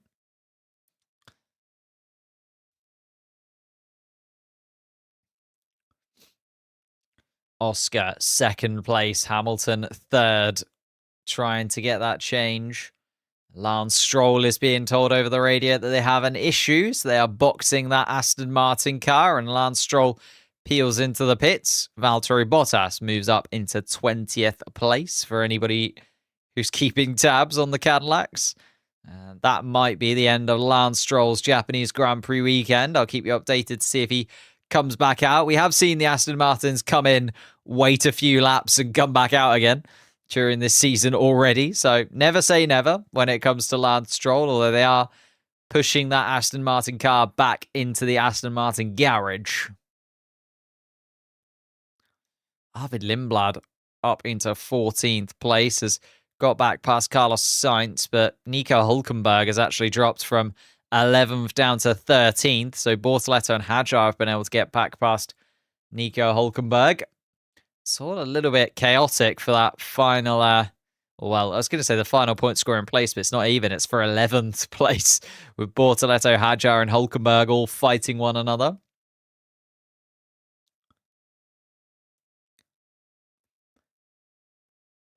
Ooh. Yeah, Piastri, 2.9 seconds adrift now of Kimi Antonelli. Antonelli just looks like he can guide this car home once again. Started on pole, but he's done it the tricky way as Kimi Antonelli. Fell backwards at the start, had a dramatic battle with first Lando Norris, then was stuck behind Charles Leclerc for a good chunk of time. And now, thanks to the safety car, it's just been able to take that advantage and is running with it. Over 3 seconds now, the gap between Antonelli and Piastri. His last lap at 133.2. Piastri's at 133.4. So just another couple of tenths going in his favor In comparison, George Russell at 133.9 is 0.7 of a second slower than Kimi Antonelli on the last lap alone. So if you're hoping for a George Russell victory, it seems to be slipping through the Mercedes man's fingers, unfortunately. As he's still got Oscar Piastri and Lewis Hamilton to deal with for the podium positions first before he can get anywhere close to Kimi Antonelli leading this Grand Prix. Charles Leclerc is also closing into the back of George Russell, so even fourth place not absolutely guaranteed at the moment for the Mercedes man. And then our world champion at the moment, Lando Norris, running in sixth position with that number one car for this season. Nico Hulkenberg, a little bit of a replay. What happened here then? Oh, and it was a lockup. And that was why Isaac Hadjar just continued onwards. Oh, and it was Arvid Lindblad. That was where Hulkenberg was able to get that position back from Arvid. Lindblad, a little bit of an overtake and then outbreak from Arvid, down in 14th position. Got very unlucky as well. You know, you look at the guys that pitted early and gambled on there not being a safety car, just completely smashed by the fact that as soon as that safety car came out, Antonelli won, Hamilton won. It was just like all those guys that hadn't yet pitted were able to get it done then. Lawson the same, now up into 9th place for Racing Bulls.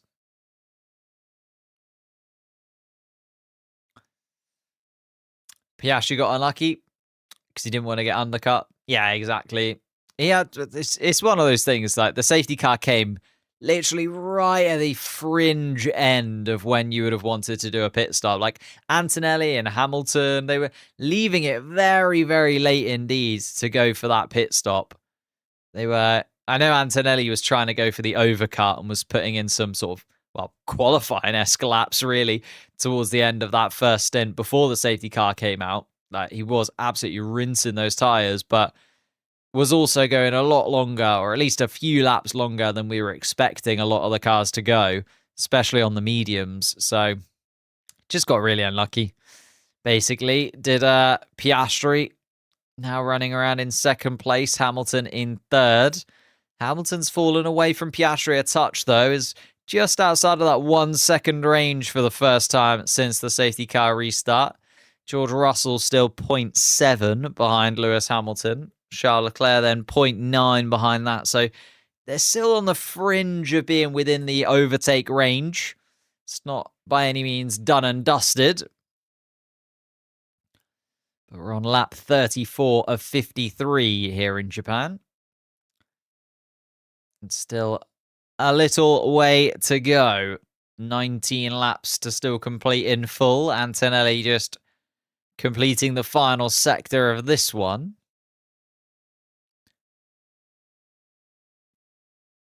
Ooh. McLaren have lost the power to their pit wall. So we've seen Andrea Stella and Zach Brown have had to go from the pit wall actually back into the garage to be able to communicate with the team. The pit wall is no longer working down at McLaren, so Piastri got unlucky, and now also the electrics aren't just going in the cars, the electrics are going on the pit wall as well for the McLaren team. Piastri 4.5 seconds adrift of Kimi Antonelli, and Antonelli now looking like this should be a fairly comfortable second victory in the Mercedes car. That is very, very nice for him indeed. Kimi's World Drivers' Championship actually real? Well, should we have a little look actually at the championship board and see who would be where? Because at the moment, we are kind of in a little bit of a locked-in positions-wise.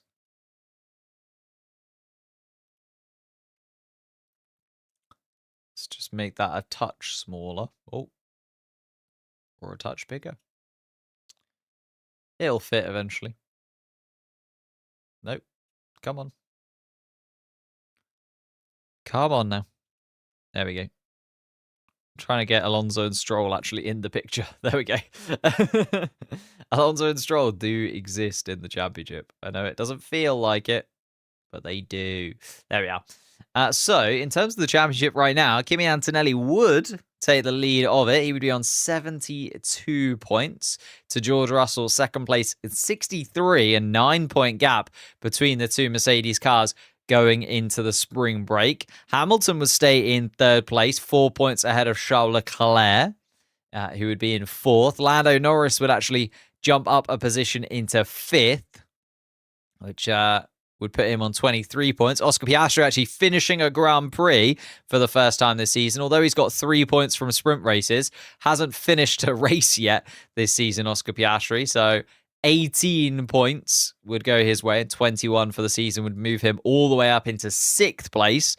Behrman absolutely cannot score any points, so dropping down to 7th at the moment. Gasly goes down a position into 8th, despite scoring 6 points for Alpine, which would be a stunning return. Verstappen drops down into 9th place, Lawson 10th. Hadjar would stay 11th as it stands right now on the same points of Arvid Lindblad.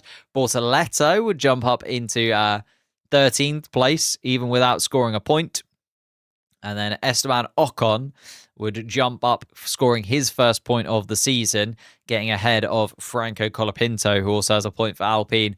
Hülkenberg, Albon, Bottas, Perez, Alonso, Stroll, the drivers yet to score points this year. Then in terms of the constructors, it would be Mercedes leading, still 135 points for them, followed by Ferrari, and McLaren would stay where they're at.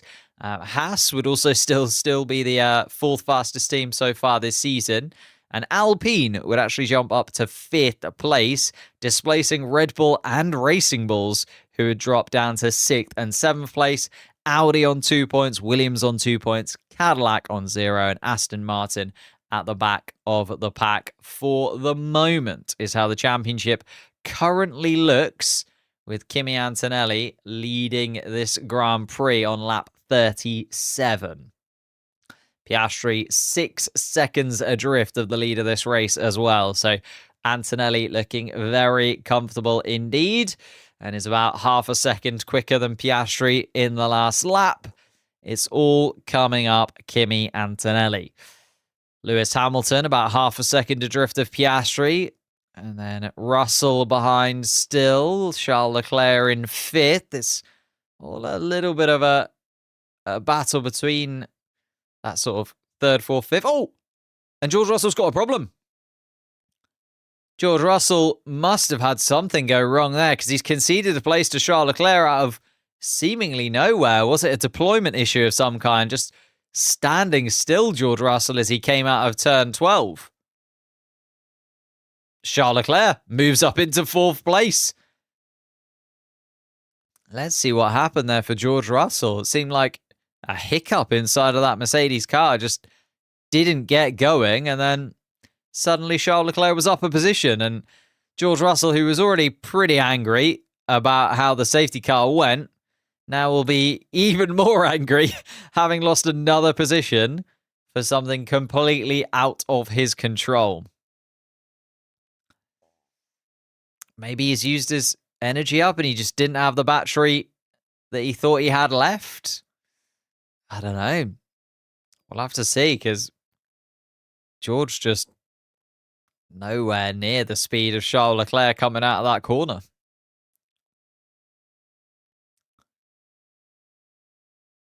George Russell, surely inside of that helmet, is not a very happy boy whatsoever. I'm just trying to see if I can see any radio messages that have come through from George Russell of recent, but nothing that we can interpret at the moment.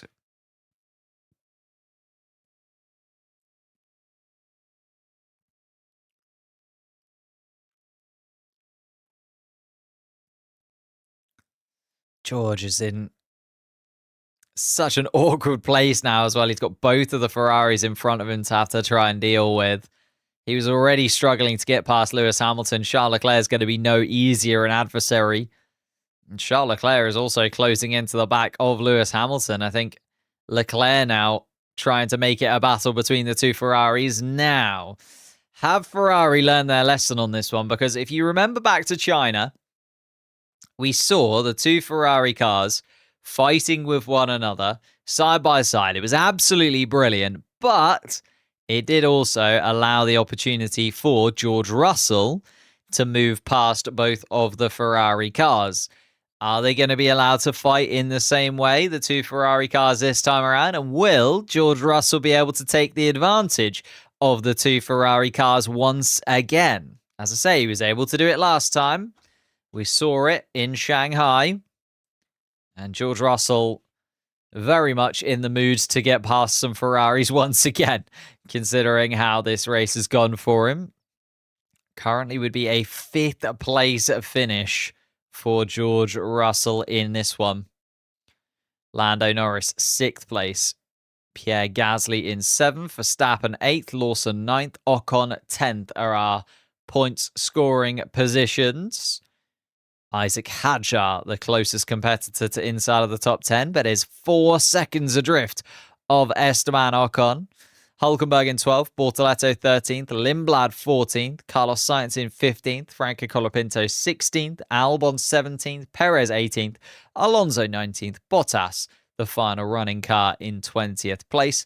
Lance Stroll, a problem inside of that Aston Martin car, peeling him into the pits.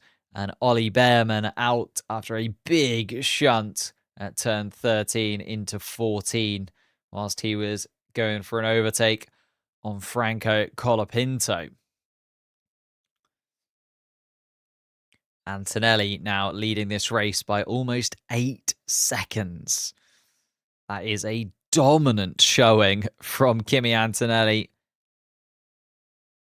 Piastri down in second. It's the first time we've seen Piastri's actual race pace, and I have to say, it's pretty good. Piastri's very unlucky that he's not still leading this race, to be honest. Had it not been for that very inopportune safety car, Piastri would still be in the lead. Hamilton jumping up into 3rd place because of that safety car too.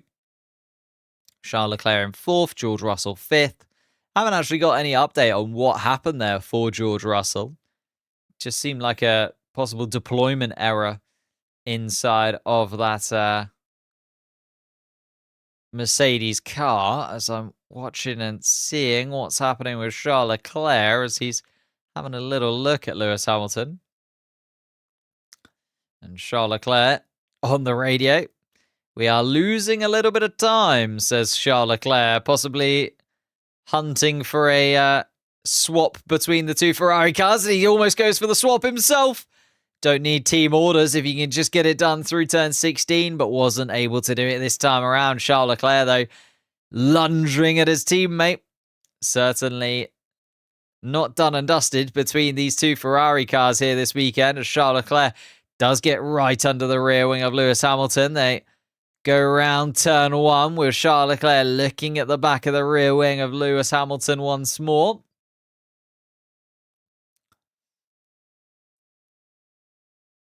In clean air, yeah, that in clean air, the Mercedes does just look like an app. Well, we see it in qualifying, right? Qualifying is the perfect sort of advantage of seeing if everyone has pretty clean air, because they can force that in qualifying.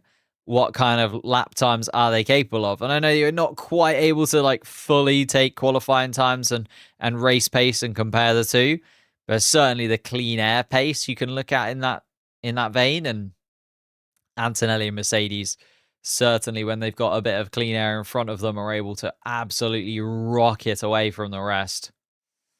As George Russell now has a little look at Charles Leclerc. Leclerc will have used quite a lot of his boost to try and battle with Lewis Hamilton, and George Russell trying to be opportunistic there. Not able to do it this time around, though.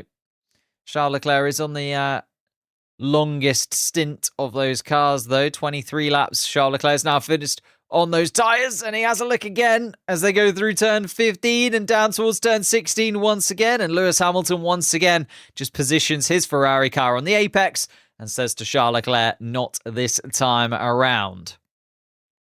Leclerc, though, using the boost down towards turn 1.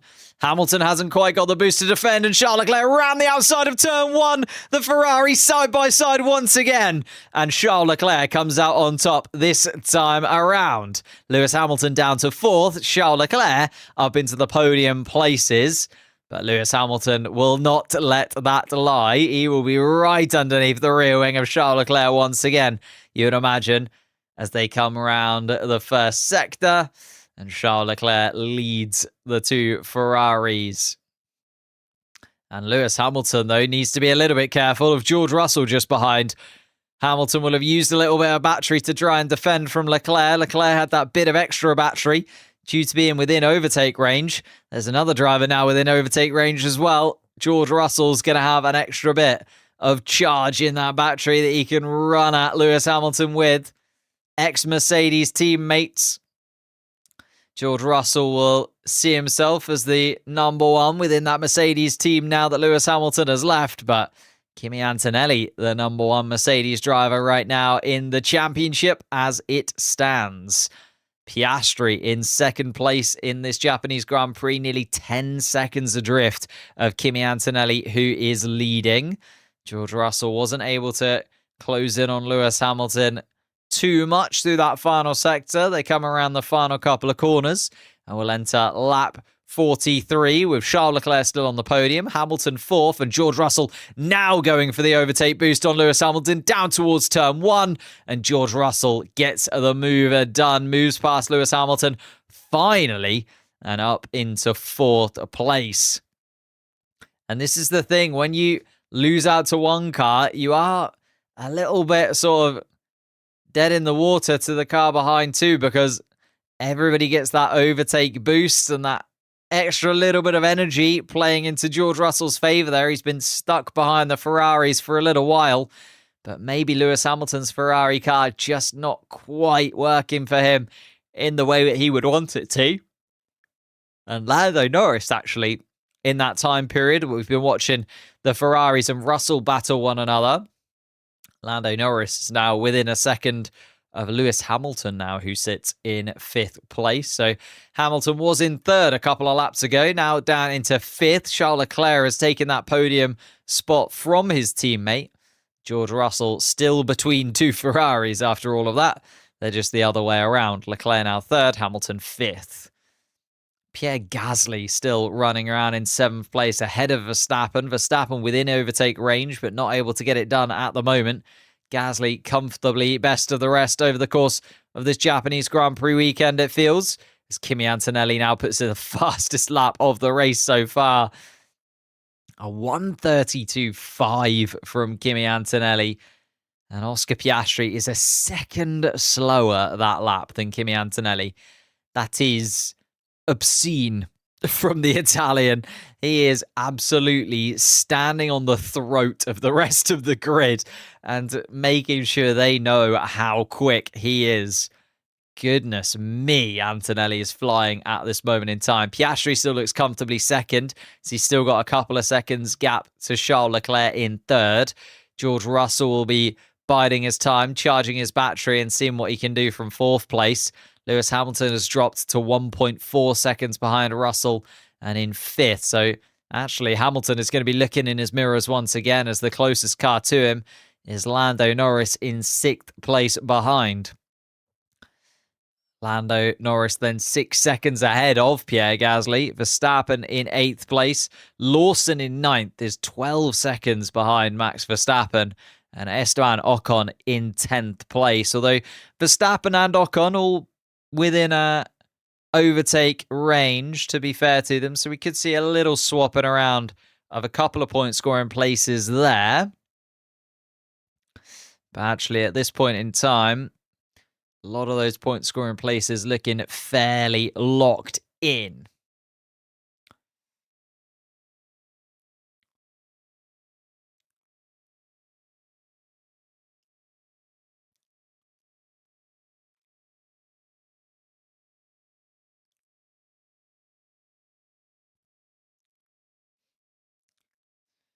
Antonelli, 12 seconds the gap now at the start of the race. Russell just waiting for Ferrari to get slower, then overtaking them? Kind of a little bit, yeah, to be honest. Just waiting for that opportunity, mainly because that battle between Leclerc and Hamilton, they obviously have to deploy a little bit of extra energy. You would have been deploying extra energy from Leclerc's perspective to obviously get that overtake done. Hamilton would have been deploying more energy to try and defend from Charles Leclerc. And to be honest, George Russell just saw it as a bit of an opportune moment. Had the one chance to get past Lewis Hamilton. We're seeing that George Russell can't really deal with the Ferrari cars when they're just focusing on keeping in front. So he kind of gained on the fact that Lewis Hamilton was trying to get back at Charles Leclerc and able to swap it around and get that move done on his old Mercedes teammate. But only 4th place for George Russell at the moment. Russell now going down towards turn 16.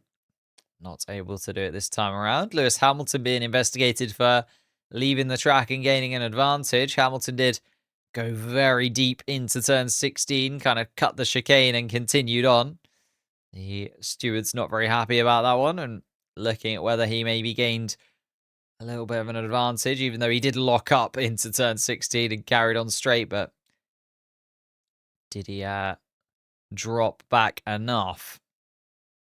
Hamilton, of course, not just looking at how much he gained on George Russell, but also how much he gained on Lando Norris behind, as Norris was within overtake range.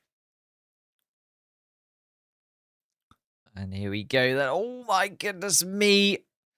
Nico Hülkenberg having a look at Isaac Hadjar for that final point scoring place, and Hadjar having to fight for it. Hadjar defends for now, keeps Hülkenberg at bay, but fighting for 11th place down there, Hadjar and Hülkenberg, and still going at it.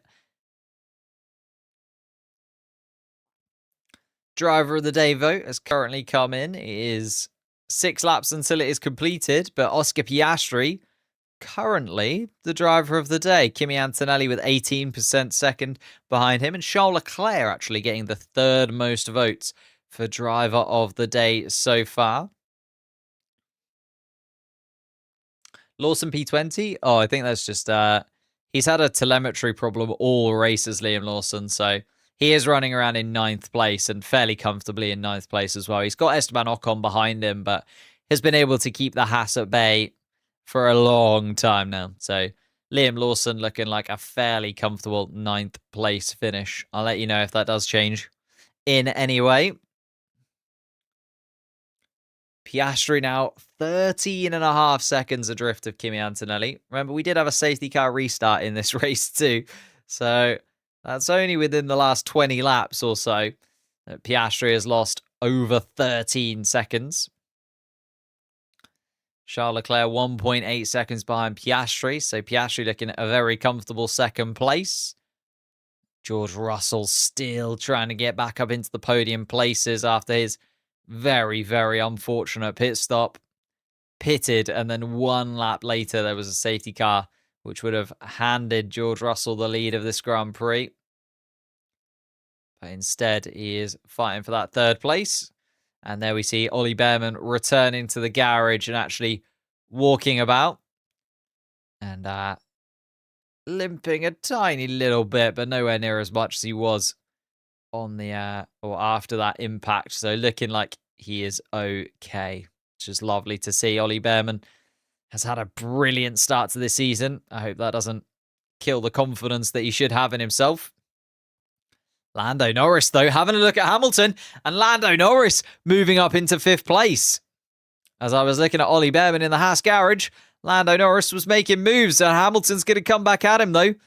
And Hamilton, yeah, maybe Lando Norris using a little bit too much of that boost to try and get past Lewis Hamilton. Didn't have anywhere near enough to defend the position down in towards turn 1. Hamilton retakes that 5th place spot.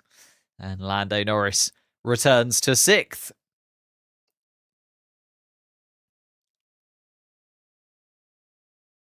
Let's have a little look at this move from Lando Norris. Yeah, he used that extra bit of boost round 130R. up the inside of turn 16, job done. And then as soon as you come out of turn 18, you can just see Lewis Hamilton launch out of turn 18, cross the start-finish line, and easily able to retake that position from Lando.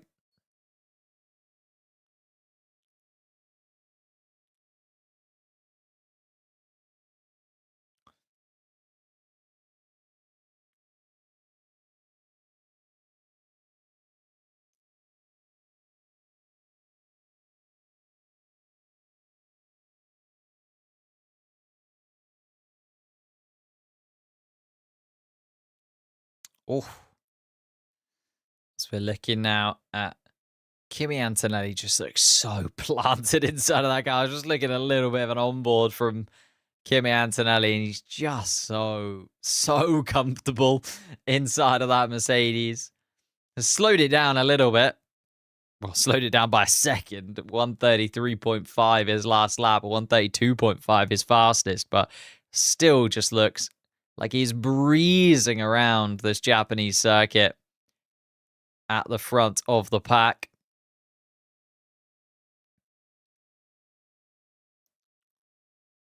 Charles Leclerc in third spot. Took that third place from his teammate. Taking another trophy home instead of Lewis Hamilton, who's now dropped to fifth. It's a little bit weird because Russell was in a Ferrari sandwich. Obviously got very unfortunate with some kind of deployment issue. Dropped a position to Leclerc. And then Leclerc gained on Hamilton. Hamilton then dropped back, and Russell then opportunistically got in front of Hamilton. So Russell was in a Ferrari sandwich, is back in a Ferrari sandwich, but the two Ferraris have swapped positions. Lando Norris still in 6th, Gasly 7th, Verstappen 8th, Lawson 9th, and Ocon 10th. And it does feel like we're pretty much locked into place for these final few laps, so I'll do the rigmarole once again. If you could leave a like on the stream, that'd be absolutely incredible. It massively helps out the channel. Subscribe to the channel too. We're on our way to 200,000 subscribers, which we're trying to get to by the end of this season. And then also, if you're over on Twitch, hit us a follow. It'd be absolutely amazing if we could try and hit 1,000 followers over on Twitch at some point this season too. And thank you once again to all the members, all the super chats as well. There's been loads of super chats over on the Crash Happy channel today. And here too, like the super chats really do help as well. Loads of followers over on Twitch. It's been a very good stream. If maybe, can I say, not quite the best race that we've seen this season, give or take. Like, I think China was very entertaining. I think Japan's had its moments, but the safety car kind of allowing a few of those drivers to gain a bit of a margin where they wouldn't have done without it. And it's kind of just settled into a bit of a parade towards the end of the race. Still seeing some lunges at overtakes, but they're not really able to make it stick. George Russell still trying to catch Leclerc. Norris trying to catch Hamilton. But it's all a little bit sort of done and dusted, I would think. Verstappen still hasn't been able to get past Gasly. He's been stuck under the rear wing of the Alpine for a long time. And as I say that, here goes George Russell on Charles Leclerc to prove me wrong and move up into the podium places. He left it late, did George Russell. And a very nice move from the Briton. Can Charles Leclerc come back at him down the straight? George Russell tries to break the toe, and Charles Leclerc is going to go around the outside of turn 1. And it's brilliant from Charles Leclerc. That is a stunning move from the Monegasque man, as Lewis Hamilton also defends 5th place from Lando Norris behind. And I said it, and I'm sorry. I thought we were just going to sort of settle into the final couple of laps there. I thought Charles Leclerc and Lewis Hamilton would have it done in the Ferraris, but no, Russell and Norris wanting to go for that move. And to be fair, if they go for that move in towards the final chicane, they might be able to run down towards the line, because Leclerc and Hamilton there were only able to retake those positions into turn 1. So if they're able to do that on the final lap of the race and go for that move into turn 16, they will beat the Ferraris to the line, And unfortunately for the Ferrari team, that's kind of where it counts. So Russell and Norris have a couple of laps now to recuperate that battery power, and maybe, just maybe, we're going to see an absolutely electric final sector to this race. Charles Leclerc looking in his mirrors as the Aston Martin Fernando Alonso moves out of the way of Leclerc and Russell. Kimi Antonelli is on the penultimate lap, and Lando Norris has another little look at the inside line, and Lewis Hamilton can't defend once more. Lando Norris up into 5th place for now, and this is what I mean. Lando Norris across the start-finish line before Lewis Hamilton. Hamilton's only going to be able to come back at him down towards turn 1. Is he going to be able to get back? He's not going to be able to get back. Lando Norris up into 5th place. Lewis Hamilton down into 6th. And even after Lewis Hamilton was able to gain so much from that safety car restart, he's found himself back in 6th place anyway. Lando Norris up into 5th. George Russell biding his time, looking at the back of Charles Leclerc once again.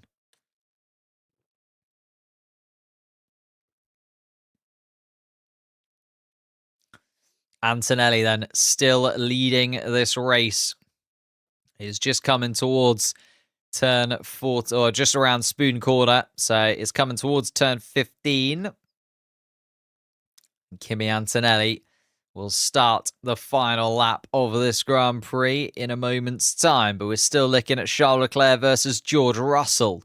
Russell within overtake range. Charles Leclerc trying to catch up to Oscar Piastri just to get a little bit of a boost from the McLaren car possibly in front of him. Here comes George Russell down towards turn 16 again. Not this time around from George Russell as we go onto the final lap of this Grand Prix. Is George Russell going to go down towards turn 1 and try and make a move on the final lap? Looks a little bit too far behind Charles Leclerc for me. Is maybe just holding on to a bit more battery that he can use later on in the lap. But Kimi Antonelli coming through the first sector for the final time this weekend and leading the Grand Prix. He's done it the long way, has Kimi Antonelli. Started on pole position, then dropped back at the start of the race. Lost out to his teammate, along with both McLarens and the Ferraris. But then was able to capitalize on a safety car.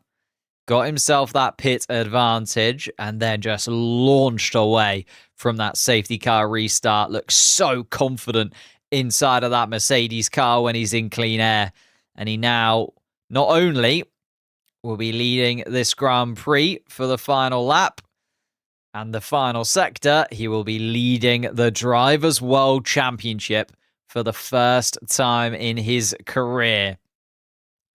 2 pole positions in a row, 2 wins in a row, and it is Kimi Antonelli who will lead the championship going into the spring break that we have before Miami.